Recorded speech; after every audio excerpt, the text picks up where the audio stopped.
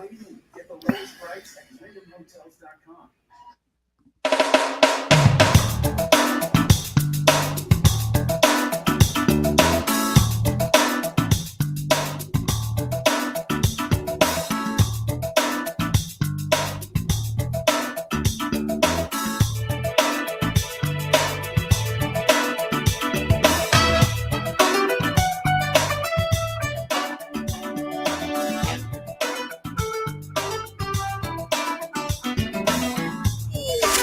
Stand by to launch FanStream Sports. 3, 2, 1.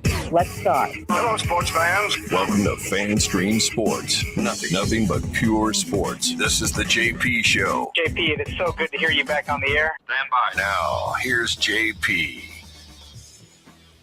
Happy Creamsicle Day. I forgot to wear anything. I don't have anything creamsicle. That's why I didn't wear anything cream. Actually, I think I do have one creamsicle shirt, but I'm not wearing it today in protest that if we wear creamsicles, we lose. But happy Creamsicle Day. Did I just dump on that right off the top? Peter Blake, good morning to you. How are you? I'm doing good, buddy. How you doing? Just want everybody to know I love the creamsicles as a adornment, as accoutrement, but I don't like playing in them because we lose. We always lose, it seems I don't like to lose, but Lost that's just the way it is. And How are you, my friend? I'm doing good, man. I'm doing real good. I was about to get you some Ray sound. Do you want some of that Ray sound? Yeah, give me some of that real good Ray sound. That's about right. That's about right. How many hits they get last night? How many runs did they get last night? I mean, 2 runs last night. Woo! Yeah. Rays baseball, baby. Hey, Junior Caminero had a hit. Wow, that's 16 miles per hour off the bat. Didn't need that in the lineup 3 weeks ago, but okay. He's up, and they lose again, 3-2. That's 8 of 11. They're a game under 500 now.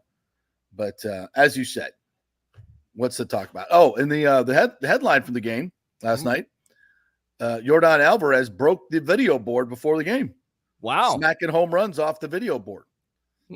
Now, I'm no electronic genius, but if I'm going to build a board that big, I'm probably going to make it like baseball proof since it's in a baseball field and people can actually hit the board. That would be a design issue for me. But then again, to this point, it's survived, but no longer. So they had those issues. Once again, they lose. We're losing interest in the Rays, just so you know. We're losing interest in the Rays. I fell asleep last night. I'm not going to lie. I fell asleep during the game. I was on my comfy couch. Alexander was laying on the floor. I was trying to watch the game, trying to be the eternal optimist that I am, and I'm turning in to basically the pessimist. Damn it. You know what? I woke up at 4:00 in the morning again, and I'm trying to go to bed earlier now, and I just wake up earlier, and I can't go back to sleep. Right. I should have put the damn Rays replay on. Oh, yeah. There you go. Put me right back to sleep. Kind of make a note. I need to write that down. Make a note of that for. Write it down because it is definitely the cure for insomnia. That's there you go. So beautiful.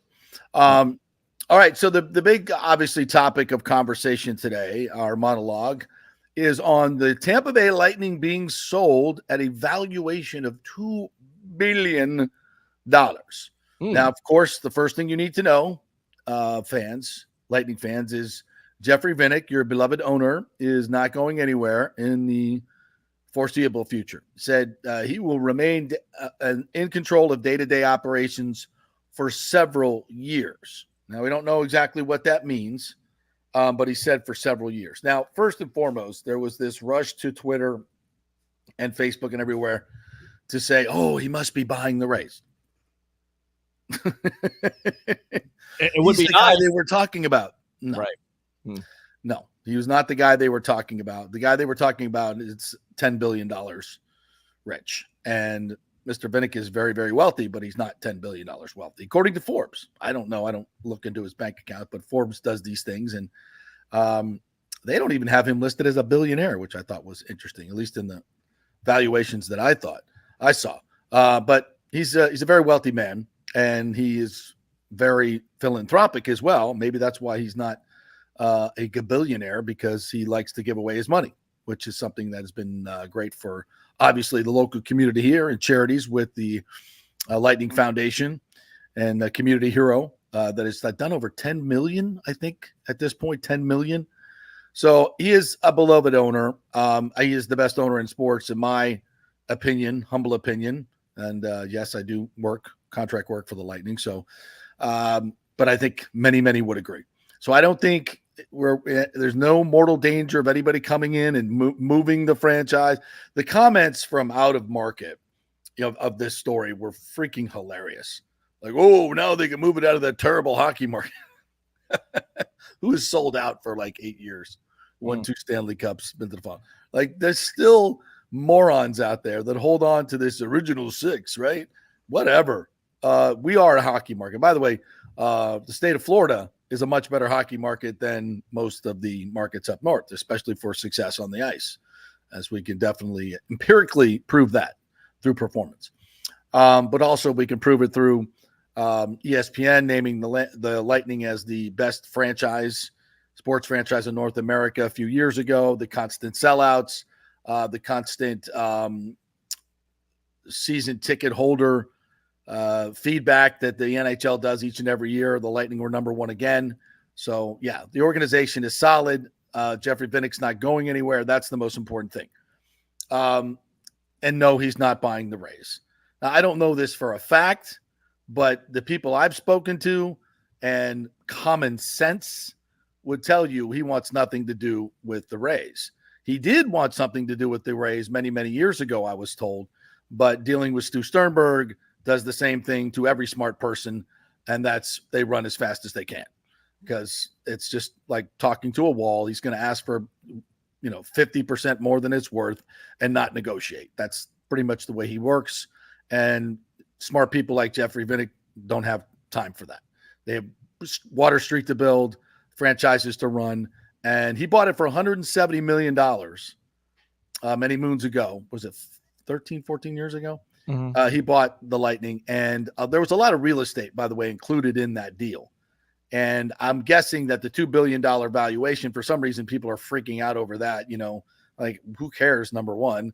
And number two, a lot of real estate is probably in that deal as well, in that valuation, since that was purchased in the original agreement. I'm not here to tell you I know all that stuff, but I'm guessing there's some real estate that's part of that valuation. But also, and you'll hear this from Bob Melandro, who's going to join us at 11:15 from Whitecap Sports.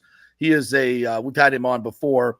He is a broker for sports franchises, and he has actually had some contact with Mr. Doug Ostover, who is the new Lightning would-be owner from Blue Owl Capital. We'll tell you a little bit about him as we go through the show. He has been sniffing around trying to buy some NHL franchises or pieces of NHL franchises. So he is, this is not something that is new to him in terms of trying to acquire a team, but he has not been a sports owner before. So we'll learn more about it. His profile looks very much like Jeffrey Vinik's profile, involved in capital and investments, and a Northeasterner, lives in Greenwich, Connecticut. So it's very, very much a similar profile of a lot of these really, really rich dudes, right? They all live up in the Northeast. He's on the Michael J. Fox Foundation Board of Trustees. So heavily involved in philanthropy. So interesting man. I don't know if he's going to do any type of press conference or anything like that. I think it's very much down the road. We don't know what percentage he is buying into. It could be a small percentage. It could be a very large percentage. And my guess from Mr. Vinik, and this is all educated speculation on my part, is, as we all know, he's going through a divorce.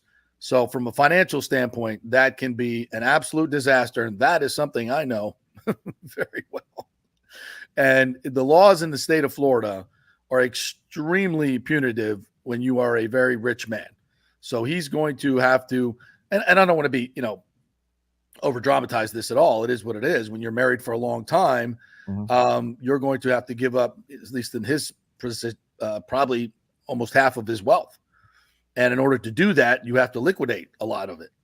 So that's probably what's going on in this particular case. Now, for those of you who are thinking, oh my God, he's going to come save my Rays, that is very, very doubtful. A couple of things.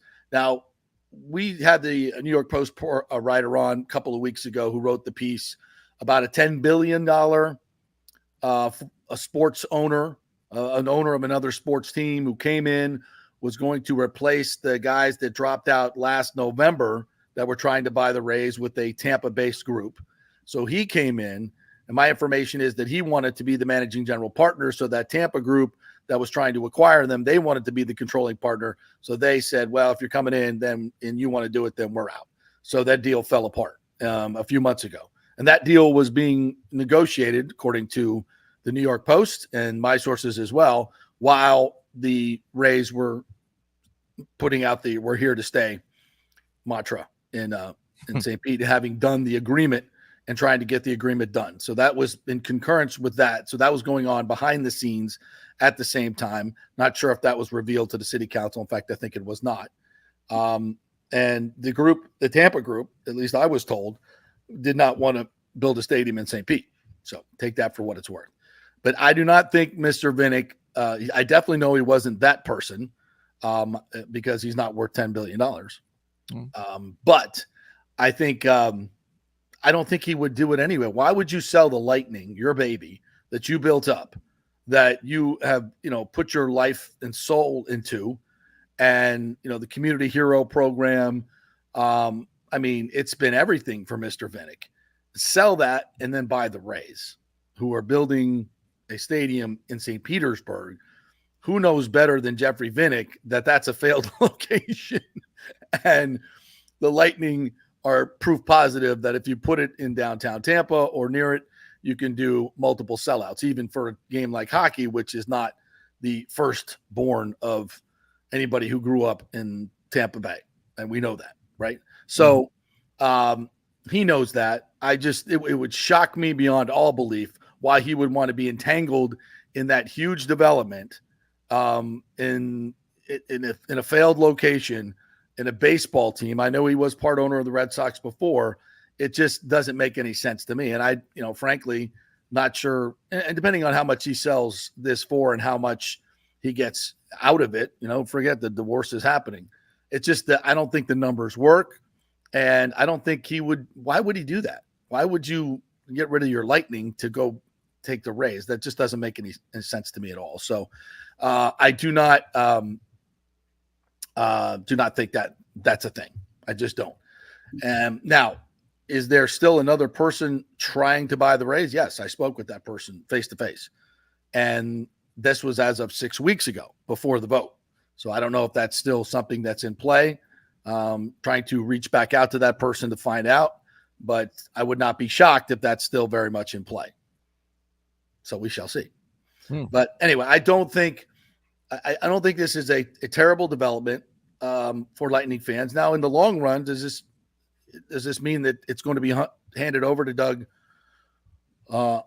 Ostover, I believe is how you pronounce it? Yeah, it appears that way.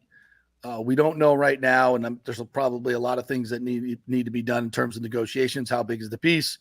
Is he going to be the day-to-day operator? We shall see. I think it's trending that way, but I mean, if I'm a Lightning fan that's so far off in the distance, I wouldn't worry one bit about it. And I did see some stuff online like, oh, well, the Hartford Whalers are still available as a copyright or a franchise or whatever. That's not happening. Why would you move a franchise this successful in this area to another market that is, didn't support their team and was the reason they had to be moved to Carolina? That doesn't make any sense at all. So I think Lightning fans at this point, there's nothing really to worry about. Jeffrey Vinik is not going anywhere anytime soon. The Lightning are on a new path, obviously post-Stamkos era. And I believe they're a Stanley Cup contender. And I don't think there's anything I don't think in any way Jeffrey Vinik is hamstrung financially to not be able to meet some needs if contracts or trades come available. I think there's plenty of money and plenty of cash to run the business. I just don't think there's anything to worry about. It's a big story, and I get it. But if you're a Lightning fan, I don't think there's going to be any real effect in terms of what happens on the ice. And I will go ahead and as I pull this up, Yeah, I was going to do the statement, but Yeah. go ahead, Peter. Go ahead. No, I'm just going back to it. I mean, I got text messages. Does JP know about this? Because he works for the Tampa Bay Lightning. And I said, listen, just read it. It's not all about the headline. It's about what's going on. He's still going to have control of this team. So everybody just relax at the end of the day. But you kind of wonder, how long is he going to have control of this team? And of course, a lot of Lightning fans would worry about, and I want you to put this out there, how would it affect the organization going forward? I just don't think it will. You know, as I just mentioned, I don't think it's going to affect it positively or negatively. And it could affect it positively because it gives Mr. Vinik more cash to do whatever it is he wants to do. I don't think he needed it. I do think it's probably more divorce oriented. And I don't want to talk about a man's personal life, but I think that's just an obvious thing that's out there. You know, talking to attorneys and knowing how the deal works here in Florida, that's probably what some of this is about. But I don't know. I have no idea. And I don't mean to be, you know, intrusive in that at all. I think it's just if you're looking for something that's triggering this, and, you know, he's getting older. I'm sure he would like to retire and watch his hockey team and, you know, his grandkids and his kids and enjoy his family. You know, at some point when you have this much money, you want to enjoy it. Right. And I think it's also as a very smart investment man. I think this is a pretty good time to be unloading sports franchises, or certainly agreeing to a future price. Because I think there's a pending recession, and depending on the election, it could get much, much, much deeper. And I think you're seeing this across the landscape of sports. And we'll talk to Bob Melandro about this a little bit later on, because I think there has been an uptick in sales of sporting of teams. And there's definitely been an uptick in valuations in the NHL. That's something that's really, really interesting. And Bob will speak to that a little bit later on. Yeah, so the quote from Jeffrey Vinik is, I can confirm that we are in discussions to further expand our ownership group of the Tampa Bay Lightning. There will be no change in the day-to-day operations of the Lightning and the Vinik sports groups. I'm very excited about what is to come for the organization, and we look forward to sharing more when the time is right. So, yeah, there's no imminent handover of the team. The best owner in sports will continue to be the best owner in sports right here for the Tampa Bay Lightning. So, Thomas Casper asked, and he would know, in this business, Lightning are valued at $1.25 billion, 50 million. Curious of the $2 billion. Well, I think, like I said before, I'm guessing there's probably some real estate in that deal, because there was real estate in the original deal, a significant amount of real estate in the deal. So I don't know how that works. If you take real estate in and out of companies, can put it in different companies. Was the real estate then transferred to the Water Street development? I'm not sure of any of that. But I do know this: the valuations of hockey teams right now are going through the roof. The last one that was sold was Ottawa, I believe, and that was a bit some time ago, just under $1 billion. But he will explain this, because he's been doing these valuations and has done some. I believe some transactions in the last couple of years, and he'll tell you why, because the arenas are sold out across North America. Yeah, they're selling tickets like crazy, and their new media deal is expected to be huge, because their viewership is trending upwards tremendously. So as we've always thought, I've always said to myself in observing these games, I mean, why is hockey not more widely watched? Why are the ratings not better? Because it's way better than baseball. That's for damn sure. I think it's way more watchable than the NBA. I think, next to football and college football, I'm watching hockey. It's especially playoff hockey. And they've got 2 months of playoff hockey that is very highly rated. There's I think the revenues in hockey are going up tremendously. And live sports, in terms of these teams now owning their own streaming rights and being able to sell those, I think are also extremely valuable in this time where finding large audiences for advertisers is extremely difficult. So yeah, the valuations of these hockey teams are going through the roof. And I think that's probably the number one reason Mr. Vinik is doing this. He's taking advantage. He's selling at the height of the market. That's what good businessmen do. Buy low, sell high. And if you could sell and still be in day-to-day, own the day-to-day operations of your team Well, that's a huge win-win, right? You still keep doing what you're doing, what you love to do, and you make more money. Okay. And you protect yourself against any downfall of values in a recession. Because listen, those tickets ain't cheap, and it's going to be harder and harder for fans to buy them. Not that they don't want to buy them. It's just the economy is what it is. And the first thing that's going to go is dispensable income. And when you can watch the games on TV, I think you can. Still, that's up in the air for the Lightning as well, but it also provides an opportunity to make more money in a new era of streaming.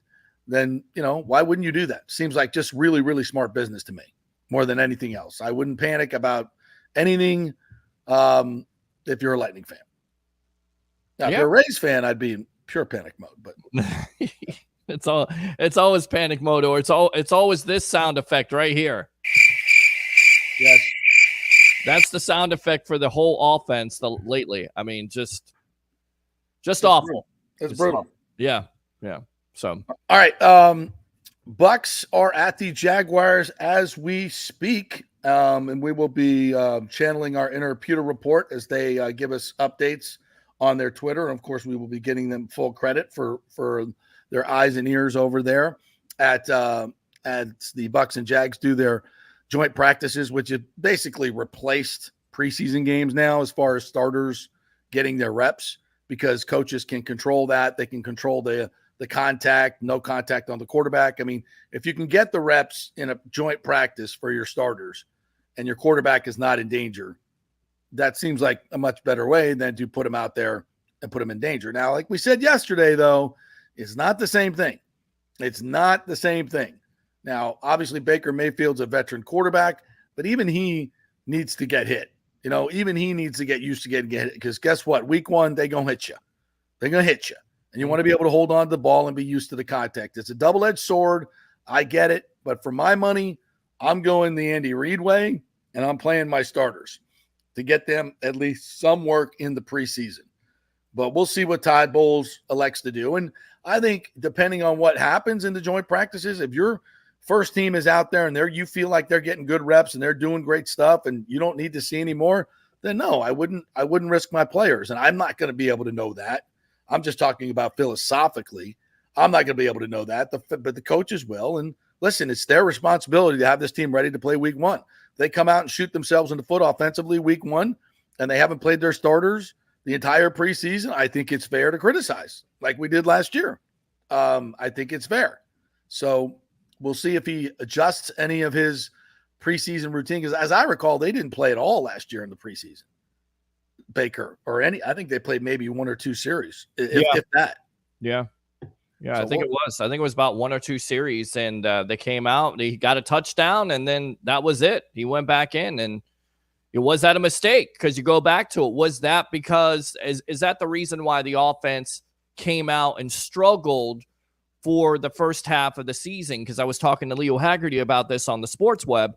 Is this may be the trend by NFL teams at the end of the day, but it's not always good. If this is a trend, should we expect low-scoring games? Is this good if you're a Vegas bettor to bet the under, if you will, because you're missing, those preseason games, which we've been told over and over again don't matter because of, these joint practices and because of training camp. So I still think it's the offensive coordinator. I still think, they're going to get some work, but this offense is going to be that much better for Liam Cohen. He's the key, in my opinion.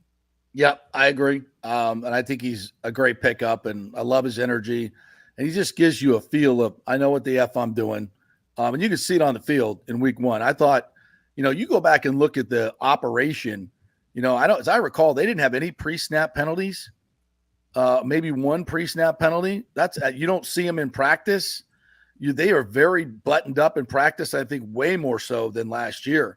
I thought last year at times, offensive practices especially were quite sloppy. And you don't see a lot of that.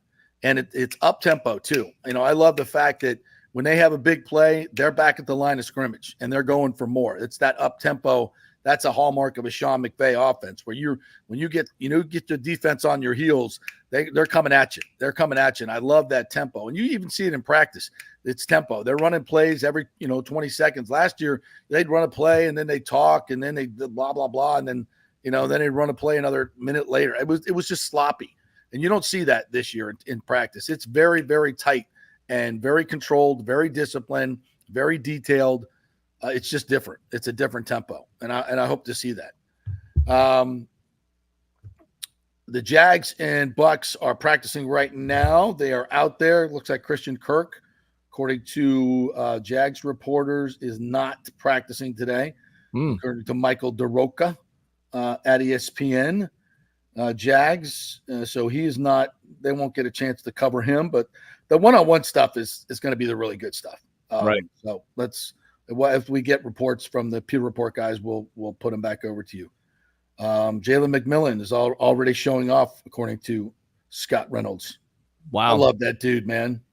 No Chase Edmonds, no Sterling Shepard or Jordan Whitehead at the morning practice. Jalen McMillan and Cam Johnson have traded in their non-contact gear for actual uniforms. So Cam Johnson is back out there. He's had a good first couple of weeks of camp, and then he got injured, which is really going to hurt him in terms of making the team, because I believe he was wide receiver 6.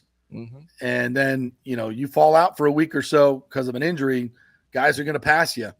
And so it's good. It'll be good to see him get out there and get some work against the Jaguars and see if he stands out. All right, to the comments. Rick, good morning to you, my friend. Stu charged those crickets almost full price for Tuesday. Oh, there you go. Don't need to fix the scoreboard. Nothing changes anyway. I'm going to go ahead and float this conspiracy theory because that's what I do. Right. I think they turn the lights out on the board. I think when 60% of your lineup is hitting below the Mendoza line, who wants to look up at that big board and see 112 staring back at him? 174, 189. Like I think Christopher Morel went up there and unplugged the damn thing himself. Like I don't need this. Every time I come to bat, I got to be reminded that I'm 0 for my last 75 since I got here. I think what happened was he had a mutiny. He had a mutiny among the Rays players. And they said, you know what? I'm tired of seeing my stinky ass batting average up there. I'm tired of it. Staring me in the face every time. I mean, if you're Taylor Walls, what's that doing to your self-image? I mean, how do you stay confident? Look at it, 147. He plays defense. He plays defense, JP. Don't you know he's the new Kevin Kiermaier? I mean, I have a conspiracy theory. I think I'd unplug that son of a bitch myself. Jesus. I think electric costs are too high. I mean, I got a $200. That's another thing. Yeah, Stu's got to pay the bill. He's got to pay the bill. You got to pay bills. He's not going to pay that bill. He doesn't want to pay the bill. He's not investing in this team. Come on now. Come on. Whatever. We're spending money on electricity. Yeah. We're hurting the confidence and the self-image of our players by constantly flashing their horrific batting averages up right in their face. Yeah. Get rid of that thing. Unplug that bitch. Yeah. What do we need that thing for? Yeah. Everybody gets a participation award. Everybody gets a participation trophy. Yeah, that's what I'm saying. Show them. Don't want to hurt their feelings. That's exactly what happened. Well, it's all about feelings. Try to blame it on Yordan Alvarez for hitting it with batting practice. Yeah. I call bull crap. Absolutely. Taylor Walls unplugged that bitch. Yes, we are, James. We're definitely going to get to the Paul Feinbaum. Oh, crap. God. Can I play this, please? Hold on. I mean, that's what I thought of. That's the sound effect. Anytime you hear Paul Feinbaum talk about Florida State or college football, that's what you should hear right there. That should accompany it. You put that in your reels, kids, on TikTok. Anytime he starts talking, just put that fart sound effect there. Put that, wow. Yeah. Just awful, man. So some of the comments. The Tampa Bay Buccaneers recently turned down a proposal to buy the franchise for a tick above the $6.5 billion that a group led by Josh Harris paid for the Washington Commanders last year. I wonder who tried to buy the Bucs. I don't think it was Jeffrey Vinik. Well, I wonder who tried to buy the Bucs. That would be interesting to know. And by the way, the Glazers said no, thank you. We love our Buccaneers, and I'm happy for that because we have no idea who the new owner would be. And I don't think you could find, frankly, I don't think you could find better owners than the Glazers right now. No, Man United fans may have a different take. But since they bought Man United, the Glazers have been exemplary owners in every way. So I hope they don't sell. And I think they're doing a hell of a job. Now they have a little stadium issue of their own that they're going to have to deal with.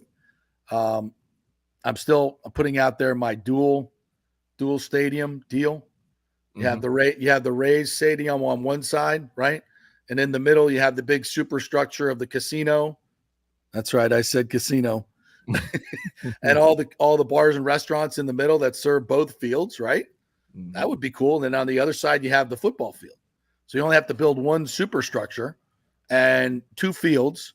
How cool would that be? Big casino in the middle, bars and restaurants everywhere. Where could you build that? That would be really nice. That would be nice. Yeah, it's a good idea. Yeah, that would be fantastic. And then you have here's the coup de grace of my design, Peter. Okay. You have a roof that slides. Wow. It's like when you're at a football game. If you want to, if it's nice weather, you slide it back over the baseball stadium. If it's bad weather, if it's hot, September games, over on top of the football stadium. There you go. Get a little AC going. Right. And then for baseball, April and May, we have open grass, and you got grass on both fields, by the way, because you slide it back and forth. Then you have, if you're for April and May, the beautiful months here in spring, we can have outdoor baseball. And then when the summer comes, the roof goes back over the baseball thing. Freaking brilliant. I like the sound brilliant. Effect. Freaking brilliant. We have, and then we can house both teams in Hillsborough County, even better. Oh, but we already have the deal in St. Pete done. Okay. See when shovels go in the ground. Okay. Also, James says, but if Vinik bought the Rays, one thing for sure, he would make sure the redevelopment of the area around the Trop would be done properly. How do you know that, James? Because he did it already with Water Street. That's right. There's the lightning valuation. Ray Kennedy, good morning to you, because they need to bring back the puck bug. Yeah, puck bug. I don't know what that is. What is that? Puck bug? That was the old highlighter for the puck. It used to have a little flame on it. Yeah. So you could follow the puck. I like that thing. They got rid of it, but I kind of liked it. Now at HDTV, you can follow the puck a lot easier. Yes, we're going to comment on Feinbaum, my friend. What else Ray Kennedy has to say here? The jump from Tom Brady's offense to Dave Canales was a lot bigger a jump than from Dave's to Liam's offense. But the Buccaneer offense is 100% dialed in. I agree. I mean, there's a lot of the different terminology, but a lot of the concepts are the same. They come from the Rams tree. The difference is I don't think Liam Cohen's going to just run the ball up the middle in zone run schemes when he has a terrible interior line like they did last year. Now they've improved the interior line. So, but I think Liam Cohen's will be a much more elaborate and creative in his play design. We've already seen that, and play calling as to not be as predictable. Already just formationally, when you're 3 wide is your base, and they've gone a lot of 4. They did a lot of 4 wide. Instead of an inline tight end, they're using that tight end as more split in the slot, give them better blocking angles. By the way, Devin Culp, who was not hailed as a great blocker, did a hell of a job blocking in week 1. So I think Devin Culp has played his way on his team as a 7th round pick, and Evan Klein as a 6th round pick. Boy, I watched the all 22. That dude is better than I thought. Now I've been out there at almost every practice, and he's got sweet feet, and he brings a thump. You can tell. It's funny because I'm football nerdy. I'll go over there and watch him hit the bag. When certain guys hit the bag in the sled, when certain guys hit it, there's a force to it, right? There's a force to it. The timing of the blow, everything. You can just feel it. You see how the sled moves. For some, it moves easily. For Tristan Wirfs, he throws it around like a toothpick. Right. For others, it's a little bit more laborious, right? And for Klein, it's, I'd say he's above average. He thumps that thing and moves it. So he's got a nice thump to him. He's naturally big, and he's quick and rather nimble on his feet, I would say. Yeah. So I think both you have a 6th and a 7th round pick that are definitely going to make this team. And Bucky Irving, he's a 5th round pick, right? Or their 5th pick. Will definitely make the team. I think he's fourth. Right? He'll definitely make the team. Yeah.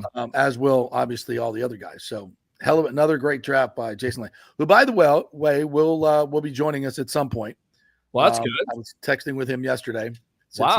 Since he hit me on my shoulder the other day when I was out there, gave me a little punch as he walked by. I said, in lieu of pressing charges, I'll settle out of court for an appearance on the podcast, and he agreed to that. Love to have him. We don't want to get attorneys involved in this. I mean, it's that's a no-win for anybody. So right, you're gonna have. I don't have to if I stick Scott Jeeves on him, it's just gonna be ugly. So we'll just have him come on the podcast. It'll be fine. You got to have him on Wednesday. And going back to Elijah Klein, we shouldn't be surprised because it was the question I asked Graham Barton. And remember how he talked about his footwork, how physical he was, his hand placement. Going back to injury, Chase Edmonds also, I don't know if he makes this team now with Sean Tucker stepping up and having Bucky Irving. And I think the bigger thing here is for the running backs is I don't think you keep 4. I don't think – and Sean Tucker, by the way, was playing teams the other night and is doing a good job. So if Sean Tucker's playing teams and he's running that way, he's still got to work on his blocking big time. He totally got steamrolled one play. Then I think that was the play that Trask stood in there and threw that great ball to Rock Jarrett. But he got abused in terms of with a blitzing linebacker. So, well, I think maybe you just keep 3 because you're almost going to want to keep 6 wide receivers, and you may want to keep the middle linebacker. They are stacked at middle linebacker too now. I think they've got some real talent there. So I don't think Chase Edmonds is going to make this team. I don't either. Can't make the club in the tub, brother. Nope. 4 tight ends. No, I don't see 4 tight ends. I don't see 4. I just don't see Cokeep fitting. Bless his heart. I don't see him as a good fit in this offense. William Madden asked, do you think they'll ever crack to $1 million? I don't think so. In terms of valuation of the Bolts, well, that's what they're valued at. And I think, again, Bob Melandro is going to come on. I think you'll find this very interesting, William. So listen to him. He's brokering these NHL deals. And we were talking about this last night, that the valuations on these hockey teams are going through the roof. So he'll have some more information on that. Ray says they've taken the Tropicana straw out of the orange in right field to put it up at Tampa Bay Rays fans' asses so they can blow sunshine. Damn, Ray, that was invasive. Great job, Ray. That was invasive. Ray bringing the content probably not too far from the truth. True. Yeah. Thomas is on board with my brilliant idea. Stadium serving Bucs, Rays, and Rowdies in MLS off a Brightline station. Wow. That way makes way too much sense. And hosting concerts because you get rid of that crappy amphitheater. Then, but maybe. Why not? I'm printing money with a casino in the middle. Yeah. Let's do it. Sportsbook serving both stadiums. We're just printing money here. And by the way, if Hillsborough County doesn't have the money to do it, they won't need to. Some people actually finance their own stadiums and make tons of money doing it. You know who did that? Jerry Jones. You know how much the Cowboys are worth? $10 billion. $10 billion. Yes. So maybe, if you get the land for free and the infrastructure done for you, which should be done by the county and the city, and the state throws in a little, county throws in a little, and the majority of it is privately owned and privately revenued. I think there's some pockets deep enough to get that whole thing done. And you're doing it in an area, the fairgrounds across from the casino. You're doing it where you have exponential population growth. And that casino is already the most profitable casino in America, we're told. So there you go. All right, let's take a break, and we'll come back with all your great comments. We'll get into some more college football news. We got Bob Melandro coming up of Whitecap Sports to talk about team valuation and the sale of the Lightning. and much more. We are brought to you by the Jeeves Law Group. Scott Jeeves, great dude, brings you your Gator report every Monday and Friday. Big Gator fan. Going to be going with me to Dublin to see the Seminoles play, so you know he loves all the teams. It's the Jeeves Law Group, JEEVES lawgroup.com. They are local, they are trusted, and they get results. Keep it local, folks. Somebody knows the local landscape of the legal landscape here. That's important and will make you feel like the important client that you are. The JeevesLawGroup.com. Back in 3. Stay with us.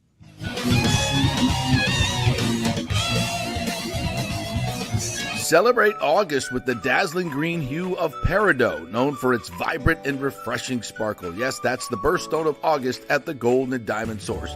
Explore the Gold and Diamond Source's stunning collection of peridot jewelry, showcasing the gemstone's unique glow and versatility in rings, necklaces, and earrings.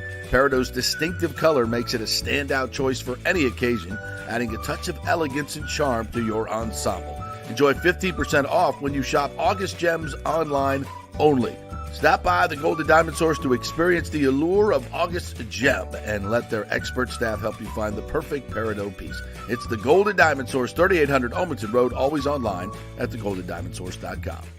Hey, it's football season, so we welcome back the FSU Football Report every Monday and Friday on the J.P. Peterson Show, sponsored by those huge FSU fans at Italiano Insurance. Folks, they've been 60 years, named the Small Business of the Year Chamber of Commerce, mostly because of their incredible customer service. So they'll save you money as well. Just do a quick insurance checkup, 813-877-7799. They just saved me $500 on homeowners insurance. Who's doing that?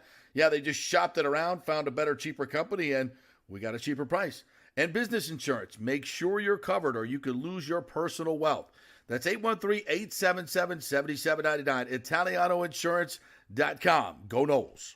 Hey, Tampa Bay sports fans. This is two-time LPGA major champion Jane Geddes here. After winning the U.S. Open and 10 other LPGA events, I wanted to try something completely different. So I came right off the top turnbuckle and landed in the crazy world of WWE. And yes, you heard that right. That's WWE. Working for the Vince McMahon as the VP of Talent Relations for the company. Now, though, I want to work for you. Everything I've done in my life, I've done with incredible passion. And now I've turned my focus to leading the best real estate team in Tampa Bay, the Geddes Gordon Group with Keller Williams in South Tampa. If you're looking for a new home, an investment property, or looking to sell your current home, we will give you major championship level service. When you choose Geddes Gordon Group, you become part of our inner circle, like family. So if you're looking for a few golf tips or a golf course view, we're going to stripe it right down the fairway. Call me at 813-485-6808 or go to gettysgordongroup.com, or again, give me a ring at 813-485-6808. JP here for Third Generation AC and Plumbing. And Third Generation really says it all, folks. The owner, my friend John Rodriguez, has been in the AC and plumbing business since 1995. They built their business on honest assessments and doing great work on time for a great price. Simple, right? Did you know many AC techs are incentivized on big commissions to sell new AC units, and you might just need a drain cleared? So if you want someone you can trust, that's John Rodriguez and Third Generation Services. Check out the 5-star Google reviews. If you have a plumbing or AC emergency, call 813-961-8024 and a human will answer the phone. That's 813-961-8024 or go to thirdgenerationplumbing.com. Ciao, Paolo Tini here, owner of Caffè Paradiso, one of South Tampa premier traditional Italian restaurant. We were recently voted number 3 on Open Table list of Tampa Bay's top 10 restaurants. We're very proud of that because we take great care of preparing each dish by hand with homemade sauces, pastas, only the freshest local ingredients. You won't see the big institutional vendor trucks pulling up to our back door. We get our seafood from local vendors. Sometimes I even drive out to Topper Springs and pick out our daily catch right off those boats. So stop by and say hello. Try our traditional lasagna, the fresh veal, some of our signature dishes like capelli al granchio, that is angel hair with lump crab meat, our branzino, that is a sea bass. We're located at 4205 South McDill, and you can make a reservation on Open Table and read all the great reviews. See you soon. Ciao. Grazie. Let's go. Right now. Back to the show on FanStream Sports. All right, welcome back to the JP Peterson Show, and we're brought to you by the great folks at Bay Area Modern Medical Center, BAMMC.com. Get your, very interesting. The lovely Ashley went to her primary care for her insurance company yesterday, and she said she had a virtual person check her out. Like, they're not even just from the, like, she's, moving. Well, let's go over to that screen and talk to that person in Siberia. And she's like, what? this is what you get from your insurance officers, I'm like, what? Like, how much? I said, how much time did the doctor spend with you? She's like 10 minutes for my annual exam. And it's like, and she didn't even have her blood work back because they made her come in to get the blood work order. Now she's got to go get the blood work. And then she's got to come back to do, but it's not the way it works at Bay Area Modern Medical Center, folks. They'll give you, Chris Lugo will give you the requisition for your blood work. You go get your blood work done, which your insurance will pay for. Then you come in and he spends an hour and a half with you, like he did with you, Peter, and me, and goes over all his blood work while you're sleeping, your everything, to get a personalized program for you that will get you healthy and help you stay healthy. This is not about treating when you get sick, coming to see the doctor. The idea here is not to get sick and to develop healthy habits, healthy eating, healthy sleeping, healthy workouts, you need testosterone or other hormonal things. If you need something, obviously he's going to prescribe it, but for the most part, he wants to keep it very natural and make you healthy. And this is not what the Western medicine is geared towards. So we highly recommend Bay Area Modern Medical Center, where you get personal attention from a live human being. It's amazing. Not somebody in Siberia or wherever the hell they're checking you out. Yeah. That's our good friends at Pewter Report on Twitter are posting some great videos here. It looks like the Bucs defense is getting torched in red zone by Mac Jones. Zion McCollum's been beaten a couple times for a touchdown. This is why this is so good, man. You need the feedback. It's all, you never know when you're going up against yourself, whether it's good or bad. So, Baker connecting with Mike Evans on an out route. We got that. Kalen Deloach bit on the play and was out of position on this other one. That finds Trevor Lawrence finds Parker Washington. So, So some interesting stuff coming from our friends at Pewter Report. And we'll keep you posted on anything happening with Bucs Jags. According to ESPN, 49ers still want to keep Brandon Ayuk. They want to sign him to a long-term deal. But, and this is a big but with a big B, they have agreed with the Steelers. So the Steelers and their parameters of this trade right now, if they cannot get a long-term deal done, they have an agreement on the parameters with the Steelers. What is John Lynch doing? What does this make sense to you? They still want to sign him to a long-term deal, but then they got parameters for a trade agreement with the Steelers. Are they playing this correctly, in your opinion? This is hard for me to question John Lynch because he has a lot more information than I have. I don't know what their salary cap situation is. I don't know what Ayuk is demanding. I don't know any of that. I do know this, and John Lynch knows this. They are significantly better offense with Brandon Ayuk on the field. And that is dramatic in the numbers. If you look at Brock Purdy's quarterback rating with Ayuk on the field and with him off the field, I think it's 20 or 30 points. It's dramatically different.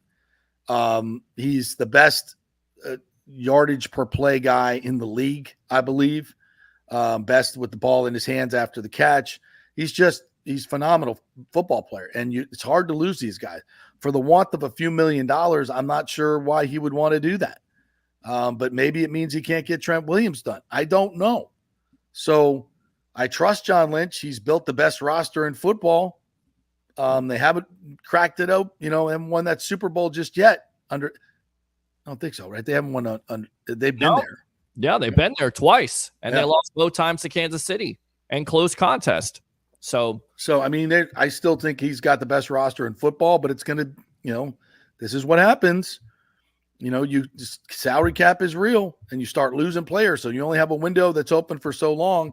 Mm-hmm. I just, it's tough. He's got Deebo Samuel. He's got Ayuk. He's got McCaffrey. He's got Brock Purdy. He's going to have to pay Trent. Both. I mean, it's just one right after another. Yeah, they're stacked. Kittle, they're stacked. Yeah, you can't pay everybody. So that's good for the Bucs. It's good for the Bucs that the Lions are having a rash of injuries. It's good for the Bucs that the 49ers are not having Camp Kumbaya like the Bucs are having. So this stuff matters, folks. And the Bucs are. Here's the thing: the Bucs are just entering their window with Mayfield under reasonable contract for 3 years, Evans under contract for another 2 years. Chris Godwin will be the only one they got to bring back next year. They got Wirfs signed. They got Winfield signed. So they got everybody signed. And the cap's going up. And they're probably going to bring over $20 million. Now, here's the thing for the Bucs right now. Matthew Judon is available. Mm-hmm. He is an edge rush monster. Hassan Reddick is an edge rush monster. And they've got enough money to get those deals done. They're going to have to give up some draft compensation, likely at least a third-round pick. Do you want to do it? Whew. If I'm Jason Light, man, that is a freaking prime rib staring me right in the face. And and you're saying to yourself, all right, my cholesterol is going up by 3 points if I do this. It's not going to help the waistline, but man, is it going to taste good. Yep. And short term, this is really going to make this defense so much better. Either one of those guys is the missing link, right? Now you're playing, if Yaya Diaby comes on and you can't see, and I think their pass rush is going to be really good, but get an injury here, an injury there. Now you're desperately in need of some pass rush. So this is a tough call. It's a tough call for Jason Light, but I think they'll be all right without him, but they'd be really good with him. Sure. And you said it, the window is open at this point. So what do you have to give up? Do you have to give up a second or third round pick? How much do you have to pay him?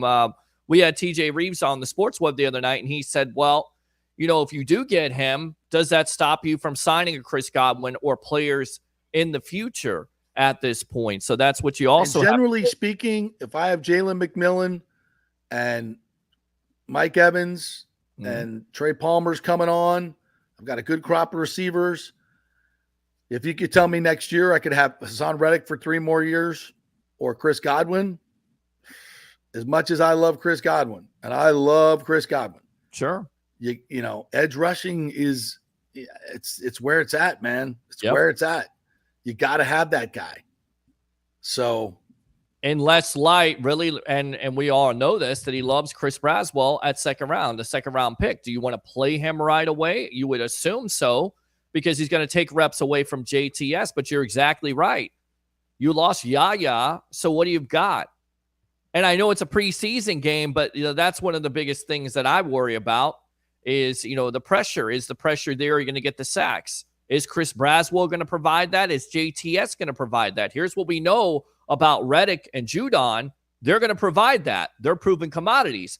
The problem is they're going to cost you money, which I have no problem with. They're going to be able to maneuver the salary cap, but it's also going to cost you capital. It's going to cost you a second or third round pick. So if you believe that this is your window and you are truly going all in, and I have no doubt about this, that this organization will go all in. They've done that with Tom Brady those 2 consecutive years. If you believe that you are a Super Bowl team, pull the trigger. Yeah. Pull the trigger on the prime rib. Barbecue sauce that up. I would do it. I would do it, because even if Diaby is healthy this year, which is not, you have a high ankle sprain. Those things have a way of lingering through the season. Yeah. So you don't know. You hope that he's going to be fine. He's young. He'll heal, right? Stem cells work wonders. So yeah, you think that he's going to be good, but if he's not, then you're struggling. There was no pass rush in the first preseason game. I'm not freaking out about it. They're not running all their blitz packages. Can't see in Vita Vea not playing a lot. I'm not too worried about it. That game, but I'm worried about the pass rush. I think it's their biggest weakness right now. I think it has the possibility and the potential to be really good. I think Cansey's going to be great. I think Vita Vea is going to be better slimmed down. I think Yaya's a monster. Anthony Yeltsin can do some things. You got some of these other kids, Jose Rodriguez and Marquise Watts, who have flashed and can be used. And you've got Lavonte David as a tremendous blitzer. You probably can use Kalen DeLoach in that role as well. So they can create some pass rush, but there is no There is no replacement for a monster edge rusher. It just forces the offense to do so many different things that will open it up for everybody else. And it's that thing that the Bucs don't. And if Yaya's healthy and you got Judon or Reddick coming off one edge and Yaya off the other, holy hell. Yes. Good God. Good luck. Yeah. And Bucs fans, you have to go back to history here. Simeon Rice, how much of an impact did he make? How much of the impact did he make on WhatsApp and that defensive line? How about Shaq Barrett and He could have been the Super Bowl MVP. He dominated that game. Right. We know history shows JPP, Shaq Barrett. How much of an impact did they make? In fact, Shaq Barrett, that Super Bowl year, you're not sure if you're going to get him back from injury. How important is he in that Green Bay game getting after Aaron Rodgers? How important is he versus the Chiefs? So, again, pressure on the quarterback is absolutely essential to win a Super Bowl. Sure. You got to have it. Yeah. And when you can have it in an edge rusher and you don't have to manufacture it with blitzes, you're a much better defense. So it's rare that these guys come available. Now, here's the other thing. Danielle Hunter got 2 years, $49 million. $49 million. So it's like, okay, there's a few guys on this team that took a little less money. And it's like, so now we're going to go out and pay this guy top dollar. I think they're good enough teammates that they know that bringing in somebody like that is going to be a difference maker for the entire team. So they trust in Light and they believe that but it's still, and how does that personality fit into the locker room? That's a whole nother thing, Right. Hassan Reddick has been there one day. That's not what the Bucs players did. They got their extensions. They were in practice, including Tristan Wirfs. So he doesn't really fit that mold, but it's different organizations, different situations. So I think, but I trust Jason Light to do his due diligence. And if he thinks it's a good fit, then pull the trigger. Because I do think it's worth it. If I'm going to spend some money on something, and even though both of these guys are in their 30s, they've still been really, really productive the last few years. Super productive. So I'm in on it. All right. James says getting Reddick means Bowles can rush 4. Do you remember the Super Bowl? Bucs rushed 4, didn't blitz much. And guess what? Mahomes ran for his life and couldn't find anyone open. Yeah, it's a key. Bingo. It's a huge, huge key. And then you blitz when you need to. You mix things up, but you don't have to. Mm-hmm. It's a big difference. Bucs wide receiver room is so deep, it's not an issue comparing Reddick to signing Godwin. Godwin just made $60 million. He's fine. Okay, he's not worried. Hey, you might even get Godwin back on a cheap deal. Sure. You might, but don't count on it. But listen, edge rusher overpaying, as much as I love Godwin, I think he's going to have a huge year. A 30-year-old receiver, edge rusher. It's a big deal. Yeah. Nathan Elliott says Bucs pass rush will improve when Vita, Cansey, and Hall push their dominance up front. Vita slimmed down, Cansey fired up, and Hall bulked up. There will be pressure by the front three. I hear you, Nathan, and I love you, brother, but ain't nothing like an edge rusher, a bona fide edge rusher. And it makes all those guys in the middle even better because you're going to have to single up Cansey against, some of these guards in the league, which are slapdick prospects. He'll beat them in a heartbeat, and so will Vita Vea. But because you're going to have to double the outside, which keeps a George Kittle maybe, in for a count or two, and that affects the passing game. So yes, there's, and nobody knows this more than Todd Bowles. He'll sit there and say, yeah, we can create pressure. We don't, I don't have to have a guy getting 18 sacks coming off the edge, but I'd like to. Sure, he'd like to have an edge rusher like that. Absolutely. All right. Before we go to break, Nathan also mentioned this, which is important. You need to try the prime rib from Jesse's Steakhouse in Brandon. Wow. Is this a thing? I've not heard of Jesse's Steakhouse in Brandon. Prime rib. It sounds so good right now. Anybody at Jesse's Steakhouse in Brandon want to invite us out for a prime rib fest? I'm open. Yeah, we'll bring our show too. Prime rib, by the way. Prime rib with the horseradish. And it can't be, it's got to be a good mix. The ratio of horseradish to the mayo has to be right. Mm-hmm. It's got to have a little bit of kick to it. Can't be too non-kicky. You got to have a good little pop to the horseradish. And you spread it over the nice medium rare prime rib. Oh, lordy, well marbled. Oof. Probably be about prime rib needs to be about 1.5 inches in my book. 1 to 1.5 inches thick. Can't be thin. You know, sometimes they do, in the buffets, they'll do the thin prime rib. Like, no, that doesn't get it. Doesn't get it. It's got to be at least 1 inch thick. That's real prime rib. Okay. I want to read this comment from Rick. Trade JTS and the Stoner plus a penalty for Reddick and Judon. If only we could get that deal done. Golly. And stream Tim here. Not mayo, horseradish, and sour cream is the way to go. Yeah, horseradish and sour cream. Much better. Much better. A little bit of chives in there. Throw a little chives in there or Vidalia onions. Sounds good. Oh, so good. I'm getting hungry, man. Who's got the best prime rib in Tampa Bay? Evidently, Jesse's is pretty damn good. Yeah. The Palmacia prime rib. Okay. On the buffet is pretty damn good. Pretty damn good. Where else have I had a good? Charlie's. Charlie's has a great prime rib. Great prime rib at Charlie's. Let's try that. Yeah. I've heard and of Ruth that. Ruth Chris has a nice one as well. Okay. A prime rib. Any others want to throw out there? Any other nominations for best prime rib in Tampa Bay? I can't. But throw it out there in the comments section. Mm-hmm. And the phone lines are open. We haven't had the scroll line there, but it is open. 727-255-0391. It's 727-255. Good to see that Tim's up this morning. Yeah, he is. He also had some things to say about my comments here. Ray seems abnormally aggressive this morning, and he said, Peter, it's $10.5 billion. Thank you very much. And if I were him, I would be bragging about that. Can't leave that half out. That's a big time factor there. Half. Not $5 billion for what? $10.5 billion that Jerry Jones. Oh, $10.5 billion. Okay. Yeah. James is up on the nothing beats the Palmacia prime rib. Yes, sir, brother. Oh, and where's that? The whole buffet, the Sunday morning buffet at Palmacia Country Club. Really? In South Tampa there. Oh, yeah. They also have some of the wings they do with the wing. Their wings are unbelievable. So good. Yeah.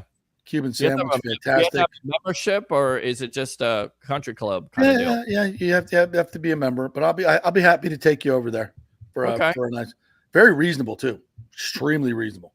Wow. For what you'll pay $75 for the buffet, you get it at Palmacia for like $34. Wow. Nice, very nice. All right, we'll take a break. We'll come back. We will hear from Peter's favorite SEC honk, Paul Feinbaum, and what he had to say about Florida State. He hate us because he ain't us. That's what I'm tell you right there. We are brought to you by the great folks at Third Generation Plumbing and AC. My good friend John Rodriguez over there. They've been very busy after all the flooding that went on. There were some plumbing issues. Of course, summer AC, they're plenty busy.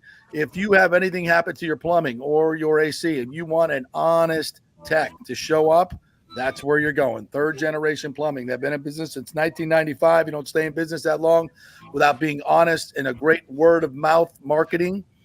They love our show. That's why they support it. They don't need the advertising, but they will definitely love to service you and your plumbing and AC needs.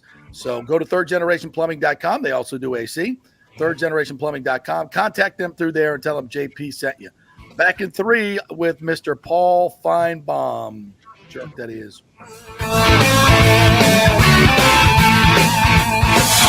This is The Strike. 102.5 WHPT, HD2 Sarasota, Tampa, St. Pete. Hey, it's football season, and we welcome back the Gator Report every Monday and Friday, sponsored by the Jeeves Law Group, JEEVES lawgroup.com. Just go to the website.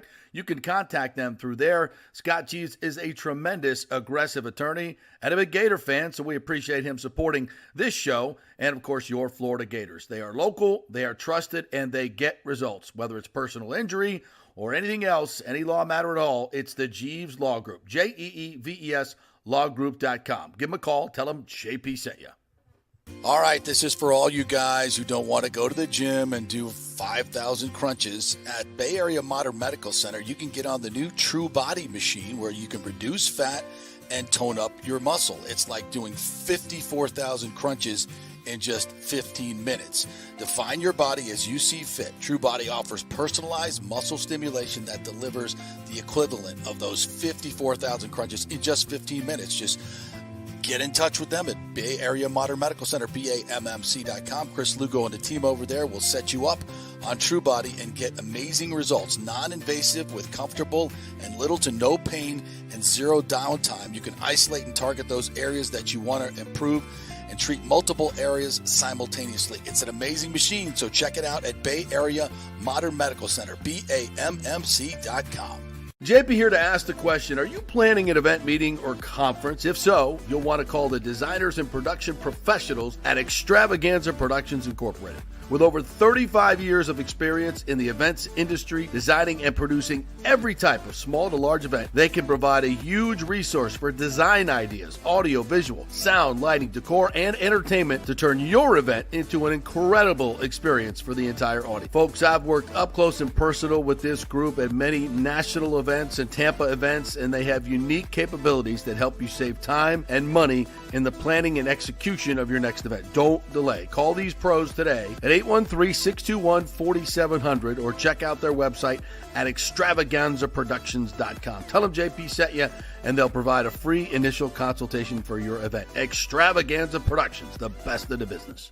Golfers, listen up. The hottest new driving range craze has come to Rogers Park in Tampa. The Top Tracer range is now open 10 to 9 p.m. And just like you see on TV, every shot is tracked for yardage and accuracy, giving you immediate feedback. And best of all, you can virtually play the top courses like Pebble Beach or St. Andrews with your buddies. Plus, great food and drink options available in the well-appointed hitting bays. Very comfortable out there. Reservations highly recommended, starting at $25 per hour, including balls. Reserve at RogersParkGolf.net. That's RogersParkGolf.net. See you there. Let's go. Right now, back to the show on FanStream Sports. All right, well, welcome back to the JP Peterson Show, our college segment here. It is hump day. I forgot about that. Hump day. Right. I got you, buddy. I got you. I'm on this today. And creamsicle day. It is. We didn't wear a creamsicle because you know why? Because we lose. Because we lose. Yeah,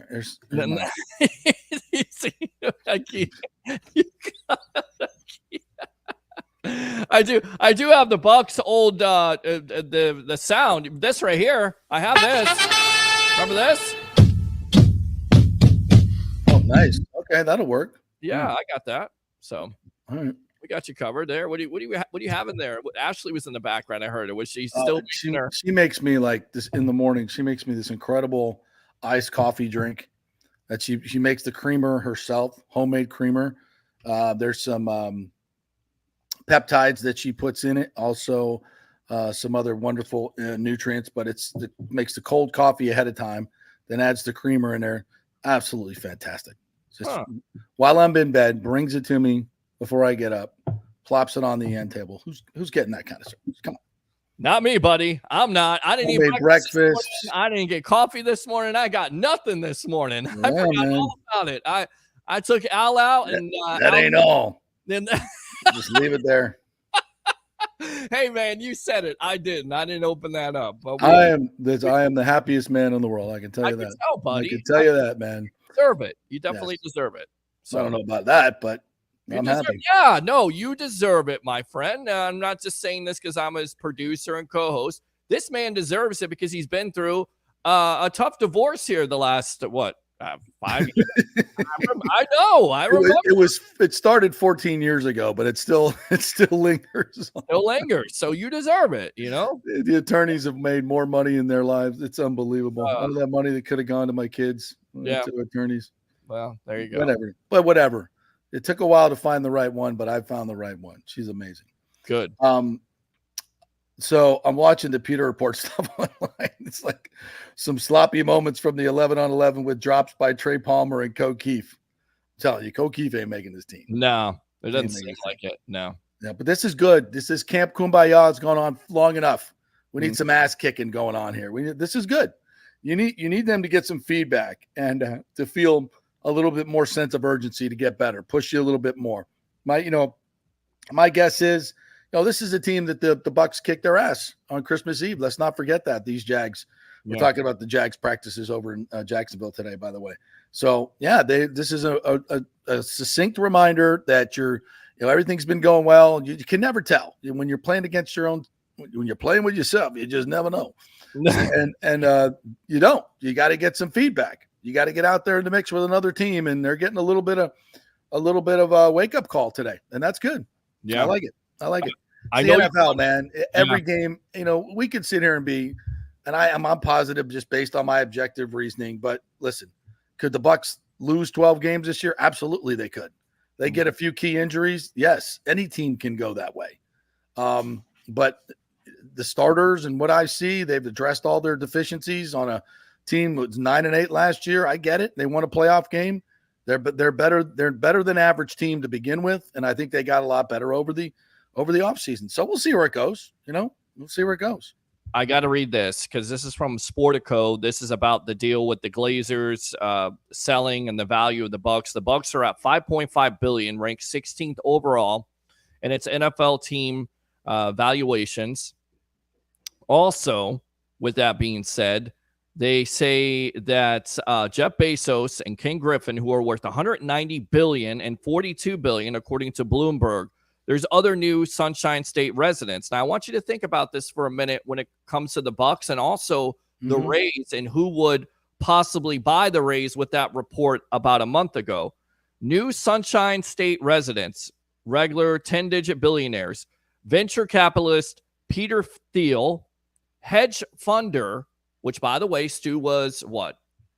Was a hedge a guy. Hedge fund guy, yeah. Goldman Sachs. Daniel Ock. And investor Carl Eachen. Out of those right there, who do you think would buy the Bucs or the Rays if you want to put it out there? Well, why is it just those guys? Well, these are the guys they mentioned in this article. I mean, if you really want to play games here, what about Tom Brady? What if Tom Brady wanted to buy a piece of this? Because we know that he's already got a piece of the Raiders. But okay, so. I don't know. I'm thinking here out of these names, Jeff Bezos, we've heard about him. Would he be a guy that would try to get an NFL team? The other guy? I think he's trying to get one. If I'm not mistaken, he tried to buy the Commandos. Did he not? The Commodes? Yeah. I think he did. Yeah. When was it Josh Harris got it?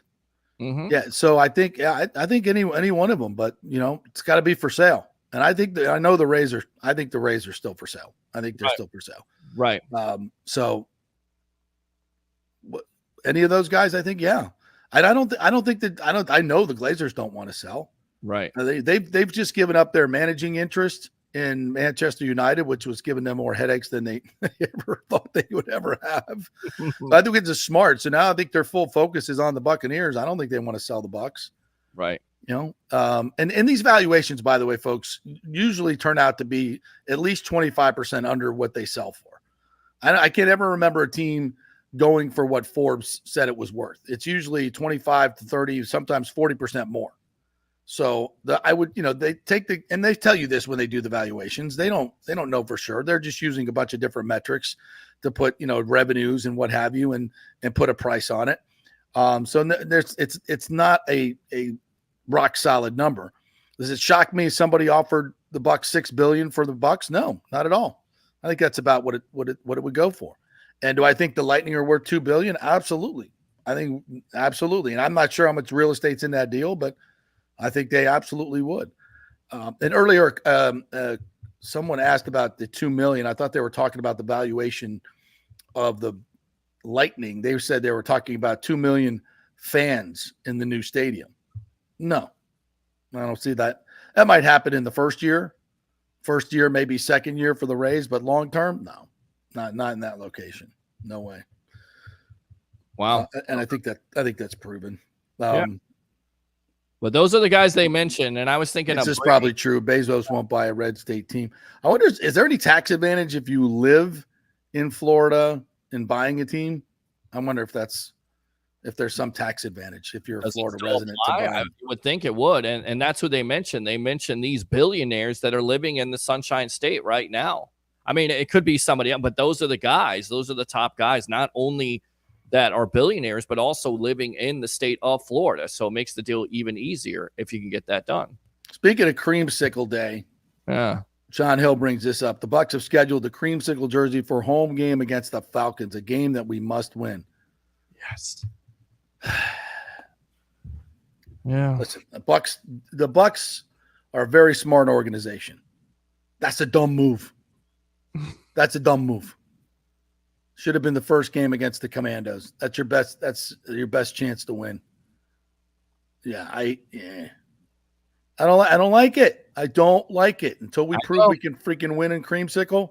I know. You said it last year. You said it when we were on the field after that game against the Lions, which, by the way, you mentioned it. Jamar Gibbs with a hamstring injury this could lead to a torn ACL because he has some injuries before in the past. So big loss for them, but you're exactly right. You lose to the Lions and you haven't been able to win since when? When have you been able to win in the Creamsicle? You have to go all the way back to Green Bay, I believe, and Aaron Rodgers. Yep. So, and Josh Freeman, by the way. Doesn't work for me. Work for me. No. All right, we got Bob Melandro coming on. Let's take a quick break. We'll get to the Feinbaum stuff after that. Sorry, we keep talk. Things come up. I get comments. We get sidetracked. I apologize. Yeah. So, all right, quick break. When we come back, Bob Melandro from Whitecap Sports, who brokers sports franchises, will join us to shed some light on what's going on with the Lightning and the Rays, and now maybe even the Bucs. A lot of news out there vis-a-vis sales of franchises. We're brought to you by Extravaganza Productions. Great folks over there, Dolly Brown and Paul Thomason. If you have a big event coming up, a charity event, you have a big birthday, a big graduation, or somewhere you want to throw a party, and you need a little help from the professionals, audio, visual, themes, Extravaganza Productions, what it's all about. They got a great creative team over there and a huge warehouse of props that you can use. Have some fun. Just go tour the warehouse and see what they can do. It's a free creative meeting from Extravaganza Productions. So if you've been doing a charity event for a while, you want to spice it up, go meet with them. Tell them JP sent you. Extravaganzaproductions.com. Back with Bob Melandro, Whitecap Sports, the Talk Lightning sale when we come back. Discover a world of elegance and sophistication at the Gold and Diamond Source. Whether you're searching for your first piece or celebrating a special milestone, their expert team is here to guide you every step of the way. Navigating the world of fine jewelry can be overwhelming, but it doesn't have to be. Their knowledgeable staff is dedicated to helping you choose the perfect piece, ensuring you feel confident and informed. At the Gold and Diamond Source, they pride themselves on offering only the highest quality jewelry. From stunning engagement rings to timeless watches, each piece is crafted with precision and care. So take advantage of their 5 years interest-free financing. This means you can get a $5,000 piece and only pay $83 a month. And if you're new to buying diamonds, their first-time buyer program will educate you on the 4 C's: cut, color, clarity, and carat, and help you understand the different shapes and sizes available. Go enjoy the great staff at the Gold and Diamond Source. You'll be family forever. It's the Gold and Diamond Source, 3800 Ulmerton Road, always online at thegoldendiamondsource.com. Hey Tampa Bay sports fans, this is two-time LPGA major champion Jane Geddes here. After winning the US Open and 10 other LPGA events, I wanted to try something completely different. So I came right off the top turnbuckle and landed in the crazy world of WWE. And yes, you heard that right. That's WWE. Working for the Vince McMahon as the VP of Talent Relations for the company. Now, though, I want to work for you. Everything I've done in my life, I've done with incredible passion. And now I've turned my focus to leading the best real estate team in Tampa Bay, the Geddes Gordon Group with Keller Williams in South Tampa. If you're looking for a new home, an investment property, or looking to sell your current home, we will give you major championship level service. When you choose Geddes Gordon Group, you become part of our inner circle, like family. So if you're looking for a few golf tips or a golf course view, we're going to stripe it right down the fairway. Call me at 813-485-6808 or go to gettysgordongroup.com, or again, give me a ring at 813-485-6808. JP here for Third Generation AC and Plumbing. And Third Generation really says it all, folks. The owner, my friend John Rodriguez, has been in the AC and plumbing business since 1995. They built their business on honest assessments and doing great work on time for a great price. Simple, right? Did you know many AC techs are incentivized on big commissions to sell new AC units, and you might just need a drain cleared? So if you want someone you can trust, that's John Rodriguez in Third Generation Services. Check out the 5-star Google reviews. If you have a plumbing or AC emergency, call 813-961-8024 and a human will answer the phone. That's 813-961-8024 or go to thirdgenerationplumbing.com. As we head into summer and hurricane season, you must make sure that your home is fully insured. Over 40% of people in Florida are not fully insured because property rates have gone up lately. Your home is worth more, so it needs to be insured. Call the great folks at Italiano Insurance, 813-877-7799 to make sure you're fully insured. And also, you might just save some money. There are new companies coming into the state all the time. In fact, we just shopped our homeowners insurance, and I'm telling you, folks, we saved over $550 because Charity, the great customer service at Italiano Insurance, did all the work and found us a better company and a cheaper company. She'll do the same for you. 813-877-7799. Do something about these high rates. Shop them around. Could save you lots of money. It's Italiano Insurance. Been doing business here locally for over 60 years. 813-877-7799. Tell them JP sent you. Ciao, Paolo Tini here, owner of Caffè Paradiso, one of South Tampa premier traditional Italian restaurant. We were recently voted number 3 on Open Table list of Tampa Bay's top 10 restaurants. We're very proud of that because we take great care of preparing each dish by hand with homemade sauces, pastas, only the freshest local ingredients.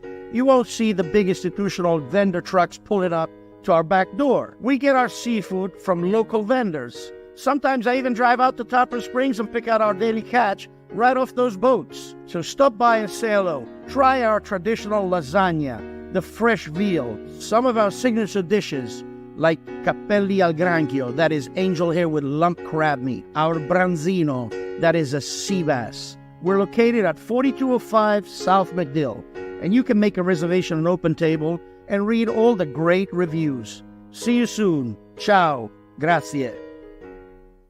Let's go. Right now, back to the show on FanStream Sports.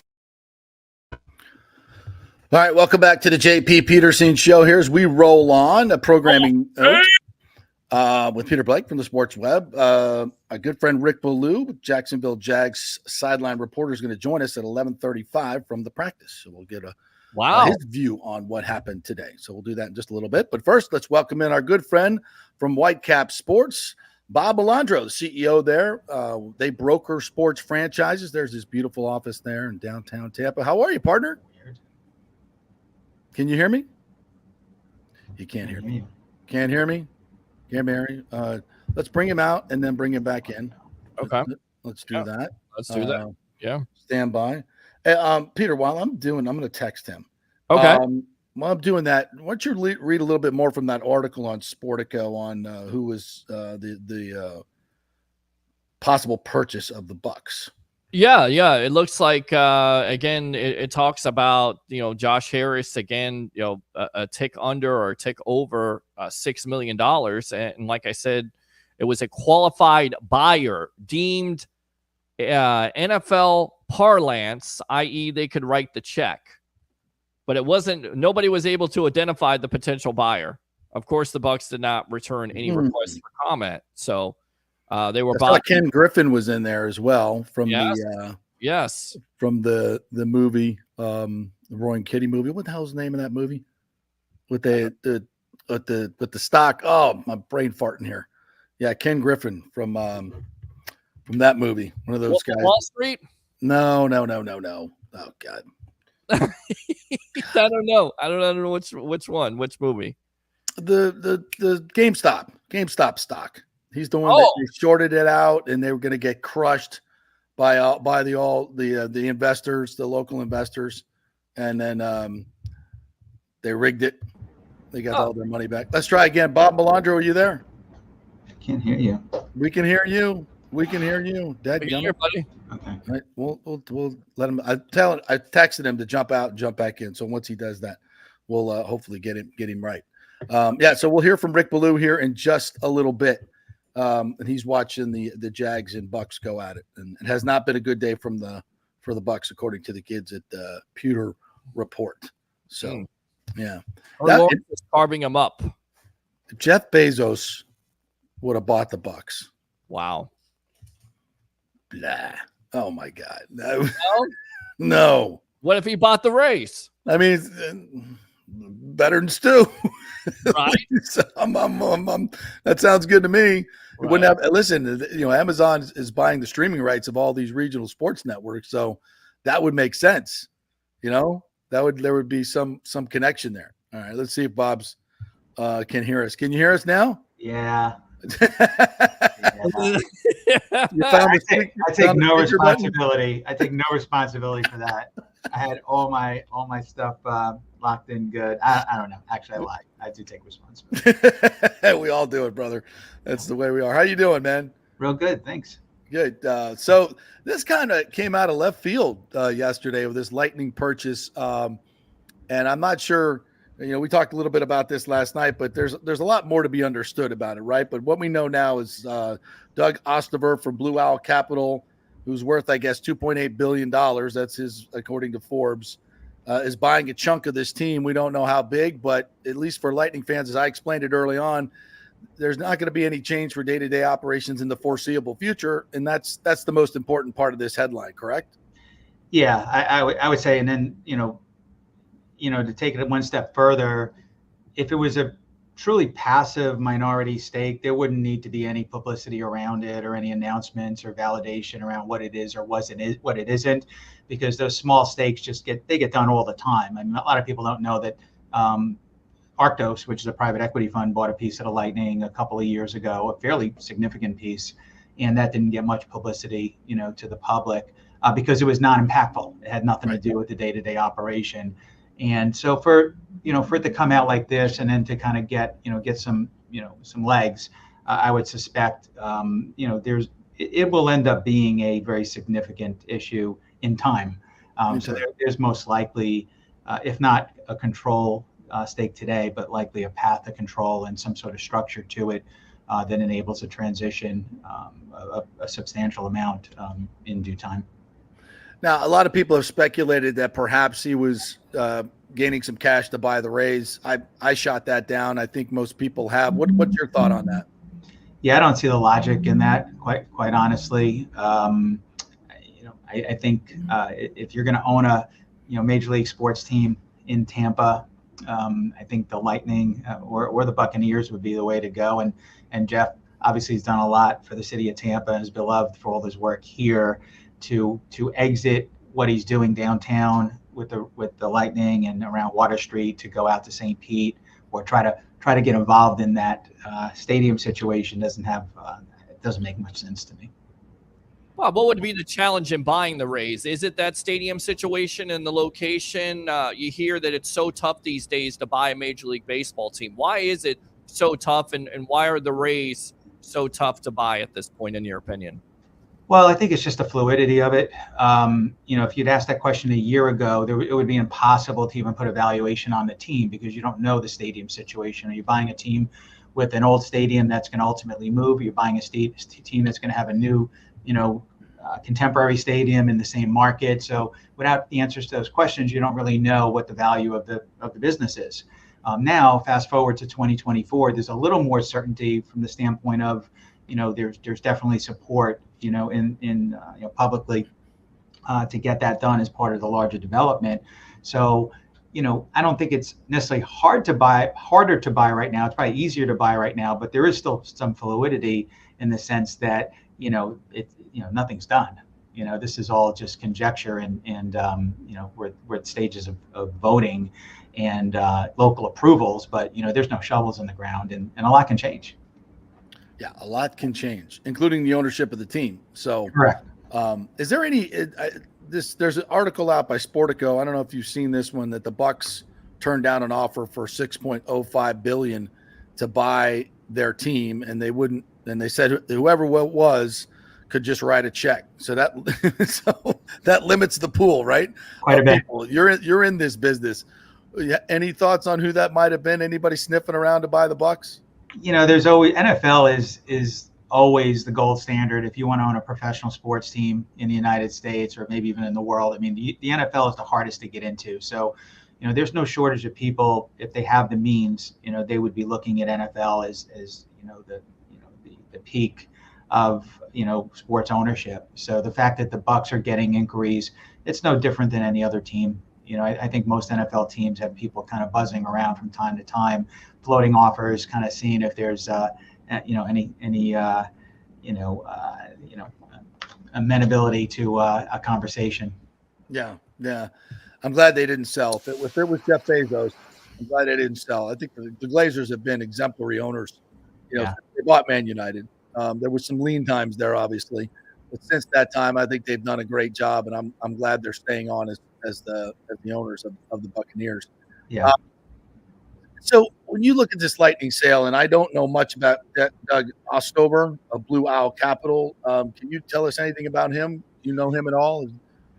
We've interacted over the years, floated opportunities his way, not to any great success, but he's a typical financial guy who's had a few exits in the industry that's kind of stepped him up each time, to where he is now, which is billionaire status. I think the last merger they had was with Dial Capital, which is kind of interesting because Dial is one of those, has one of those sports ownership funds.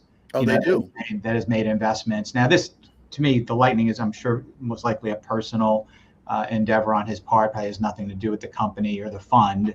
But I think it's kind of an interesting aside that there is some connectivity to Dial, and probably, that probably buoyed, his interest in getting involved in sports ownership. Interesting. Do you think there would be no reason to move this team, right? I know he's from Connecticut, and Hartford is still longing for the Whalers that they lost, but moving this team would be financial suicide, would it not? Correct. I can't even imagine. Nor would the league allow that.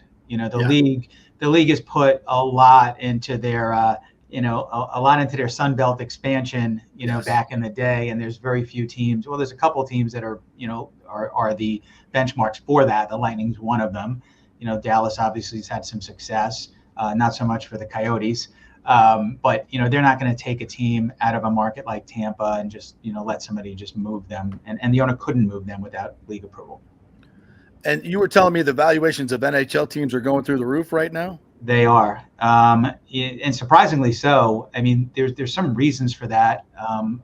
Obviously under their media right deal that just went into effect about a year or two ago is already, undervalued. The NHL's had tremendous engagement and viewership this year, gained in popularity, which is kind of odd to say for a league that's been around for as long as they have. Yeah, they've kind of gotten a second or third or fourth wind in the last year or so. But, to the point around valuations, we have clients that are looking for NHL opportunities, investment opportunities, pretty frequently. So we are always poking around, and we have relationships with a number of NHL clubs, not just at the main control ownership level, but also people that own minority stakes in these teams.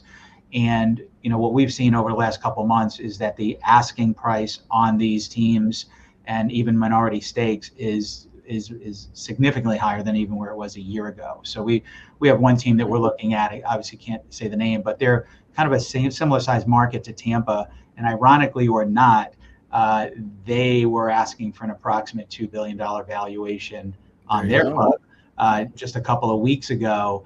And for those people that kind of look at reference points, like where does Forbes think these teams are worth? Forbes has these teams like worth 60% of that number. But that's not necessarily the end all be all, because at the end of the day, it's worth what somebody's willing to pay. And every time there's a transaction, the bar goes a little bit higher. And you see that across all sports, not just the NHL. And our friend James here had a great question. If these tab values are jumping, that means the salary cap should be jumping commensurately in the next couple of years, which would be good for the Lightning. Yeah, not necessarily correlated. The salary cap's more correlated to the revenues that the team brings in, on an annual basis, not as much what the team is worth. So that's, if they continue on the trajectory they are on and they re-up, when the next media rights deal comes around, that'll step up their revenue significantly, and that certainly would have an impact on the salary cap. And lastly, Bob, what do you think the motivation was for Vinik to sell at this particular point? Yeah, I can't really, I can't say for sure. We could speculate on what the logical things might be. The guy's got a lot on his plate, right? So you have the confluence of a couple of things. One is values are going through the roof, and it's at a certain point in time. What did he buy the team at? Like 170 million back in 2010, I think. At a certain point in time, Jeff's a financial guy. He's he every guy who's in that industry always has one eye on an exit. It doesn't have to be right away, but at a certain point in time, an exit might make sense economically. And he's just doing a lot of things, right? Look at how immersed he's in the development of Water Street, and I'm not saying the Lightning are less important to him, but it just might just make sense for him at this time. Not every owner just hangs on in perpetuity. Yeah, and he could have gotten an offer he couldn't refuse. Yeah, that's right. Sell high, buy low. All right, Bob, great stuff as always. Promote whatever you would like to promote, what you guys are doing at Whitecap Sports there. Yeah, well, we're obviously a sports merger and acquisition firm. We buy and sell pro sports teams for our clients. So if you have anybody out there that wants to do like Ostraver and acquire a major or minor league sports team, we would be one of the people to give a call. The movers and shakers are watching the show. You know that, partner. Thank you, Bob. Appreciate your time. Thanks. We'll catch up soon. Thanks. Interesting stuff right there. All right, we got to take a quick break. Rick Ballou is standing by in Jacksonville watching the Bucs and the Jags practice. Their sideline guy. Quick break. We'll be back and go live to Jacksonville right after this. Stay with us.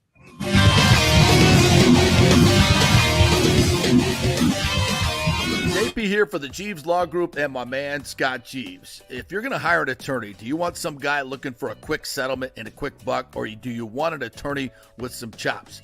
Scott is a board-certified civil trial lawyer and a certified circuit court mediator. Been practicing in the Tampa Bay area for over 30 years. He is a peer-reviewed AV preeminent-rated civil trial lawyer. They just don't hand out those classifications. He's been the lead class action counsel on many complex consumer protection cases and has handled hundreds of serious personal injury cases. He's dedicated his career to protecting injured victims and is committed to vigorously representing you. We're local, we're trusted, and we get results. Personal injury and personal attention. Call for a free case evaluation. That's 888-9-JEEVES. That's 888-9-JEEVES. The Jeeves Law Group. Getting old is inevitable, but feeling and looking old is avoidable. If you're feeling run down, your workout sucks, or your sexual libido is not what it used to be, check out Bay Area Modern Medical Center. That happened to me a few years ago, and I found out I had the testosterone level of a second-grade girl. That's not good. Our food, environment, and stress can cause your T levels to drop. Bay Area Modern Medical Center can help, and they are different. They offer customized hormone replacement for both men and women. Christopher Lugo and his medical staff can help you restore your energy, your sex drive, and your feelings of well-being. It was a total game changer for me. I have way more energy, lost 30 pounds, and I'm performing better in all areas of my life. Nobody wants to talk about sexual health, but it's key to a balanced life. We offer discreet treatments with real-world results. So if you're suffering from a lack of interest in sex, ED, or lack of sexual stamina, Dr. Lugo and his staff can help. Take your health care to the next level at Bay Area Modern Medical Center, 844-977-3477 or BAMMC.com. JP here to ask the All right, so welcome back to the JP Peterson Show as we have Mr. Rick Ballou. All right. And you can hear it in the background. He's live from Jacksonville Jaguars joint practice with the Tampa Bay Buccaneers. What's up, Rick? How you doing, partner?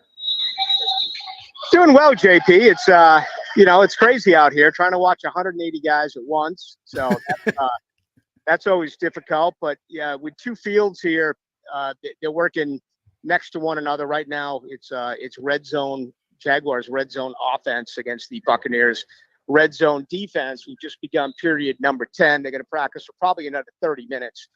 They started today at 9:30 in the morning. Nice. So give us some of the highlights. What have you seen today? We're hearing reports that the Jags are torching the Bucs defense. Trevor Lawrence.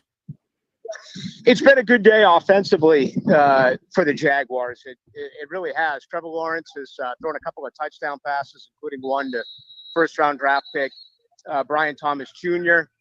Not too long ago. I think it's been pretty physical so far in the ditch on both sides. There hasn't been any skirmishes, at least that I have seen. Mm-hmm. And one-on-one drills, I will say this: Vita Vea is unblockable. He is an absolute beast. Mitch Morse, they brought him in from Buffalo. He's a 10-year veteran. He was with Doug Peterson in Kansas City when Peterson was the offensive coordinator there under Andy Reid. And he is just phenomenal. But, outside of that, I thought the Jaguars tackles did a pretty decent job protecting against the pass rushers from Tampa Bay. What about the red zone? There were some comments that Lawrence found Parker a couple times for touchdowns. What did you see there? Yeah, Parker Washington is a second-year wide receiver. He had a drop not too long ago. I think it's the first one he's had in 16 days of training camp. He has performed really well. And, Trevor has done a nice job really spreading the football around, getting everyone involved. There was a nice play a moment ago on a ball that was thrown from Trevor to Evan Ingram. Looked like Ingram was ready to haul it in. Then Zion McCollum came in and batted it out. So a nice defensive play there by the Tampa Bay, defensive back. So in general, you think the Jags are winning the day today? I know it's just practice, but we're sports radio guys, right? We got to talk about something. JP, I got to be honest, for the most part, my attention, because as far as I'm concerned, the biggest question mark for the Jaguars is that offensive line. And they walked it back. 4/5 of it, they brought back outside of Mitch Morse. Most of my attention has been on the Jaguars' first-team offense against the Bucs' first-team defense. I haven't really had an opportunity to key in on the other side with Baker and company. I did catch a glimpse of a very nice play by Tyson Campbell, who just re-signed a contract extension a few weeks ago, knocked the ball out of Mike Evans's hands. Also noticed that Josh Hines Allen, had a nice rep against Tristan Wirfs. But for the most part, that side of the football, I haven't really seen much on the other field. I've been really focusing on again, this side, Tampa defensively and the Jags offensively. Going back to Rick, what's the attitude there with Lawrence's extension? Do you sense the fan base is excited about it? Is the pressure on Lawrence? And what was your opinion of that extension by the organization? Yeah, I was really in the minority here, JP. I wouldn't have paid him. I think he's untested. He's 20-30, and the Urban year has been given to him as a mulligan. But still, you're talking about 3 years of his career, and he's led the NFL with 60 turnovers in the last 3 seasons. I think he's a good quarterback. I understand their thinking. They wanted to get the stadium set for life, and that's going to happen here now in Jacksonville, and he is the face of the franchise. But he had 5 different injuries a year ago, and I would love to sit here and say, yeah, it's the right move. He's going to be the face of this franchise for 12 to 15 years. I don't know. I would have waited. I don't know what it's like, though, to have that money hanging over your head and a distraction. He's handled it the right way, and he has had a really good training camp. So they made the decision to go along with it. They've also re-signed Hines Allen and Tyson Campbell, and they believe that it's been a long time. You look at that last draft class, guys like Leonard Fournette and Jalen Ramsey and Yannick Ngakoue. I mean, they couldn't get along with the former regime. They were all moved out of here. So re-signing your own draft picks is something that's really new for the Jacksonville Jaguars, and that's what they've been doing here the last couple of years. How excited are they about Thomas from LSU? And it certainly seems like, they ran a lot of 2 wide receiver sets there with Thomas and Gabe Davis. Is Christian Kirk, with his injury history, possibly the odd man out, in your opinion? No, I don't think so. He's not working today. Christian will work in the slot. They're going to go trips just about, every single offensive alignment. Thomas just had one thrown right behind him, couldn't get his hand in hauling a pass from Trevor Lawrence. But, Brian Thomas started slow. His first opportunity here was on day one, and he dropped a touchdown pass in the end zone. And it wasn't a great start for the rookie, but he's really come along. Maybe his best day was yesterday. He did catch a long bomb today from Trevor Lawrence. And, this guy averaged 17.3 yards of reception at LSU. He's got the ability to stretch defenses. Gabe Davis has been solid. The guy's never caught more than 48 balls in a year. So I still think Christian Kirk is going to get plenty of opportunities in the slot. This passing offense should be okay. The big question with the offensive line is, will they be able to run the football? And if not, that puts that much more pressure on Trevor Lawrence. Rick Ballou joining us from Jaguars practice. You told me you also saw Florida State practice the last couple of days. Your impression of their receivers who are getting a lot of publicity, so to speak. That's a problem. It is. I mean, that is by far their biggest problem. This football team is so good in the ditch. It's the best offensive line I've seen in Tallahassee since they won a national title. Their defensive line could be better than a year ago, and that's with Burst and Fisk going in the league. They got NFL corners all over the place. They are missing out a little bit, losing Deloach and Bethune in the middle at linebacker, and they got 5 backs who can run. I think they can play old school football, run and stop the run. The problem with Florida State is if they're down a possession or two, they do not have a proven wide receiver. Some will say Ja'Kai Douglas. He was certainly instrumental in that victory against Pittsburgh. Yeah. But they just don't have guys. I mean, Portier drops balls. Williamson drops balls. It's frustrating. And when you have a quarterback like DJ Uiagalelei who completes 57% of his passes, that's not a great recipe right now for Florida State. They have to become a better passing team. And I tell you what they have to do. They're going to run Roydell Williams. He's going to be the bell cow. You got to take a guy like Lawrence Toafili and put him in the slot. Put him in the slot, yeah. Ball players on the field, get him the ball, get Jalen Lucas the ball. Don't give me this fifth-year senior crap and run out Portier and Williamson. They're inconsistent. They drop more balls than they catch. You've got to play the guys who make plays, and I think that's going to be the biggest question for Mike Norvell. Rick, what was your opinion on Paul Feinbaum's comments yesterday about finishing out of the top 10 at this point? I loved it. All this positive stuff makes me kind of sour. I love when someone will ruffle feathers. Oh, yeah. Paul Feinbaum has an agenda. Paul Feinbaum hasn't thought the same about Florida State since FSU came from behind and beat Auburn in the Rose Bowl 11 years ago. So Feinbaum is going to do what Feinbaum does. Frankly, I think it's great. What a great opportunity to plant a story like this. I know kids don't read anymore. You don't print anymore, but maybe find a way to put that on the top of each and every one of their phones. So when they open it up, they get Paul Feinbaum says they're not going to be ranked. They're not going to a playoff. Yes. Who cares what he says? If there's one thing I know, they have turned the page on crying about not getting into the playoff. Fans still have fun with it. The media still brings it up. I think this football team has let that go. So if Feinbaum wants to reinforce that, I actually enjoyed the story yesterday.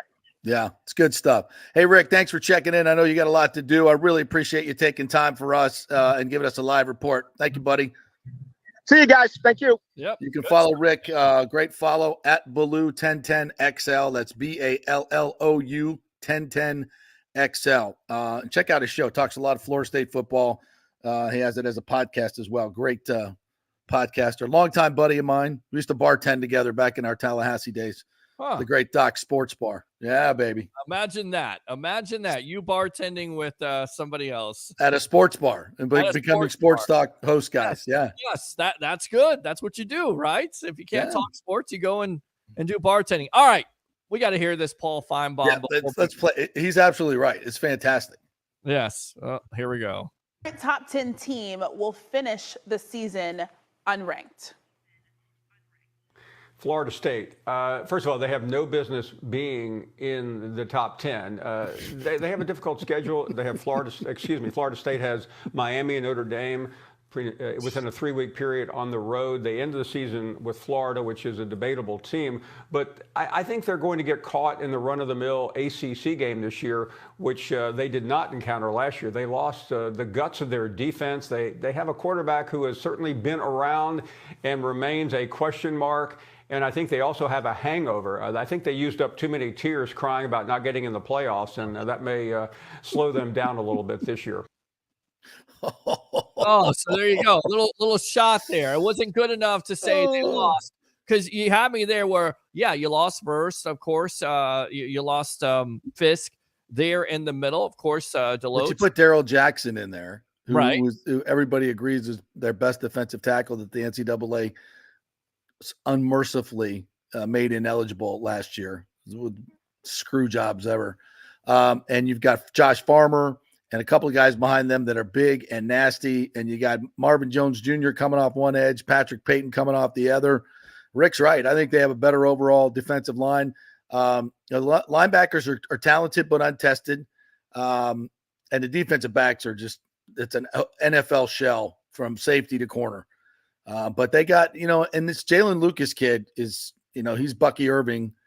He's small, but just so elusive and explosive.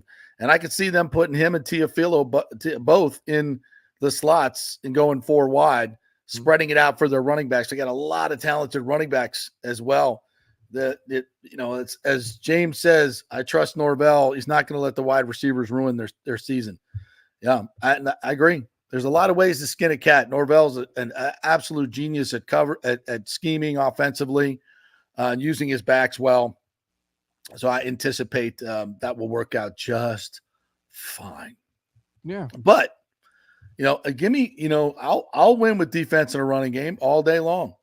It's a great recipe in college football. It's so many teams are wide open. If you got a good defense, especially a good pass defense, so nobody's going to run it up on you, you're going to play close games, and you want to bludgeon them with your run game and stop the run and play good defense, we're good to go.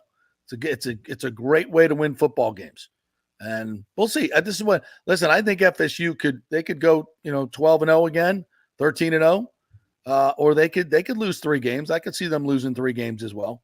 But we'll see. That's what the game's all about. Yeah. Miami, Notre Dame, is that your concerning ones? Like he said, I mean, Miami, they haven't been good under Cristobal. I get it. They have a quarterback in Cam Ward, but it isn't necessarily. They're under 500. Yeah. Right. Yeah. And FSU wanted Cam Ward. And then Cam said he's going to the league, and then he learned that he probably wouldn't be drafted until about the 5th round. So he said, I'll come back for $1 million and play for Miami. Smart. They've got, good offensive line. They got weapons, but you got to put it all together, man. At some point, the offseason hype has to meet the actual wins on the field. And that hasn't been the case for Miami for a long, long time. Sorry, my man, Matt. Matt O'Neill, my big Canes fan, brother. It is what it is. That's why we play the games, though.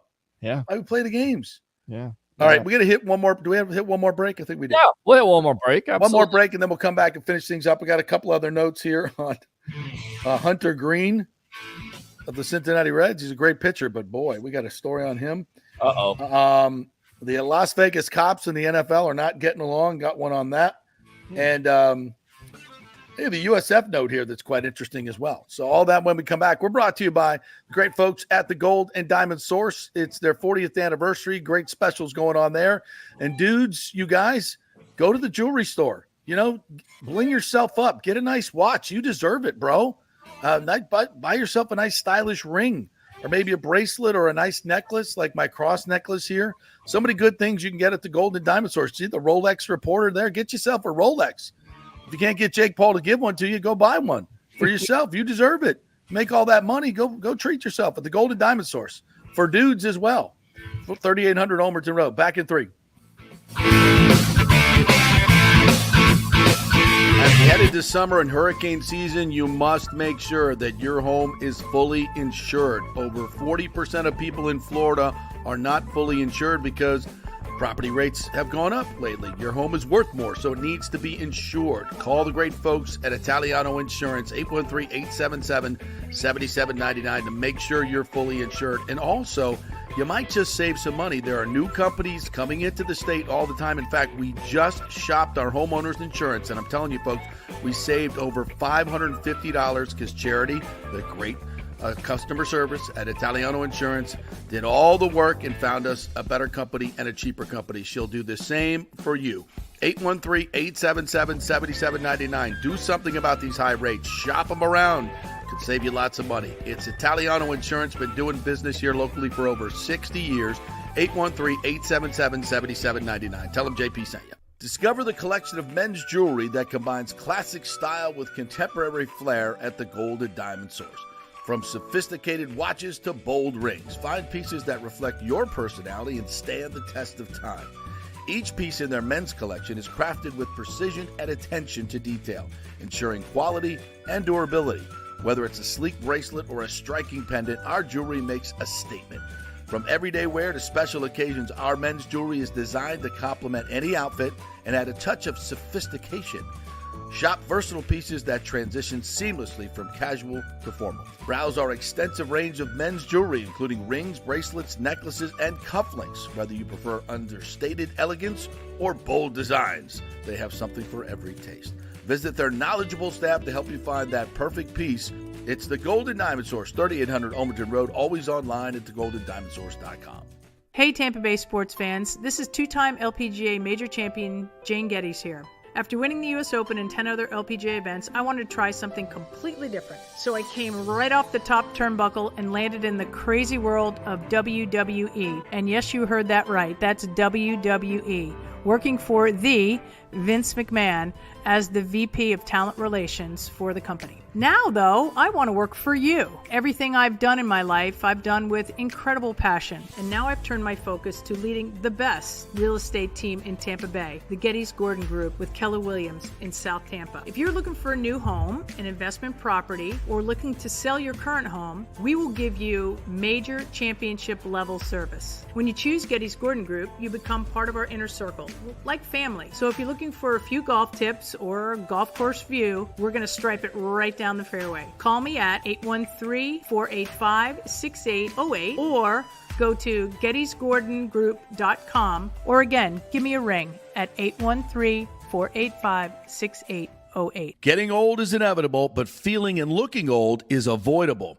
If you're feeling run down, your workout sucks, or your sexual libido is not what it used to be, check out Bay Area Modern Medical Center. That happened to me a few years ago, and I found out I had the testosterone level of a second-grade girl. That's not good. Our food, environment, and stress can cause your T levels to drop. Bay Area Modern Medical Center can help, and they are different. They offer customized hormone replacement for both men and women. Christopher Lugo and his medical staff can help you restore your energy, your sex drive, and your feelings of well-being. It was a total game changer for me.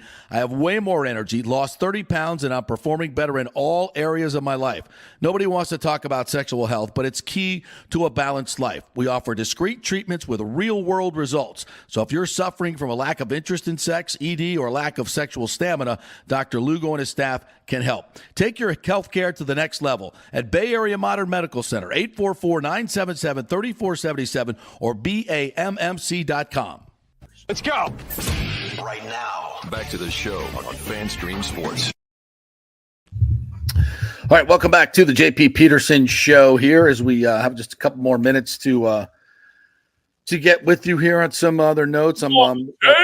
Yes, thank you, Peter Blake. Yes, Sports absolutely. Web. Yes. Are you doing another show tonight? Absolutely. 9 o'clock, we'll have the legend himself, Leo Haggerty. We'll have Stan, author of I Love St. Pete, talking about what he thought about the Rays Stadium situation, what he thinks about the Bucs this year. By the way, guys, 193,000 following on I Love St. Pete on Facebook. And, of course, we'll be talking wrestling later with Turnbuckle Talk at 10:30. All so right, there you go. Plenty of stuff to talk about. By the way, happy birthday to Hulk Hogan this week. Did you know that? Hulkamania. Yes. I love it. Yeah, right. Hulkamania. Love it. Right away. So I was watching this. Did you see Hunter Green? He's a Cy Young Award candidate for the Reds. I didn't see it. No. Actually, don't listen to this. He this is like the fourth time on the mound. He pukes in his glove. Ugh. He's just like he's just dealing out there. And all of a sudden, I don't know if it's the heat or he gets nervous or what. He just like little right in his glove, through the glove, and then gets right back on the mound. What the? What the what? What are you doing? I mean, I remember eating food like Wade Boggs eating fried chicken before every game, something along those lines. I remember thinking about wrestling. Darren Drozdoff, who used to be a football player, his gimmick was puke, and then of course he would puke any time, and then of course he got hurt and he became a paraplegic at that point. But he used to have the same type of gimmick where he could just puke. How do you do that? Man? Yeah, like you could just puke on demand. Yeah, like that was his gimmick. Like, how do you do that? Who was it? It was an NFL. Was it one of the Bucs players that got so nervous before games he would like puke in the trash can before the games? First of all, by the way, it's like when he comes off the mound, that sounds like a foreign substance if it's in your glove. Right? Can you use the ball? Can I do anything with the baseball at all? We've heard of spitballs. I mean, Jesus, Pete. A puke ball. Yeah, that's not gonna work. You can't seriously. Like you can't do that. That's yeah. So do you see that USF is now offering a Taylor Swift course? Oh, really? Where they break down all the lyrics of her songs, her global impact, a course on Taylor Swift. So basically, we're going to have a bunch of vengeful women at this point. Is that what you're saying? Is that what we're setting up at this juncture? I mean, your electives. What songs does she have that's any different from anything else? I mean, it's all about the same damn thing. I'm sorry, Taylor Swift fans. It's all about the thing. And I know it's not for you, Peter. It's not. No, it obviously isn't, because it's all about heartbreak all the time. When is there any happy songs there? Shake It Off. That's a good one. That's a good one. But that's also I've enjoyed some, going to the concerts with my lovely daughter Shay. It's been one of our joys of her childhood. Right. But now if you go at USF, you can take a course on Taylor Swift. Yeah. What's the curriculum? All football players will be jumping in that one. Oh, absolutely. Yeah. Sure. And the NFL is having a problem with the Las Vegas Police Department because evidently to work security for the NFL, you have to give them all your biometrics. All your facial recognition, all your personal information in order to work for the NFL. And they're like, well, wait a minute. All this information can be given to access to groups that maybe aren't police friendly.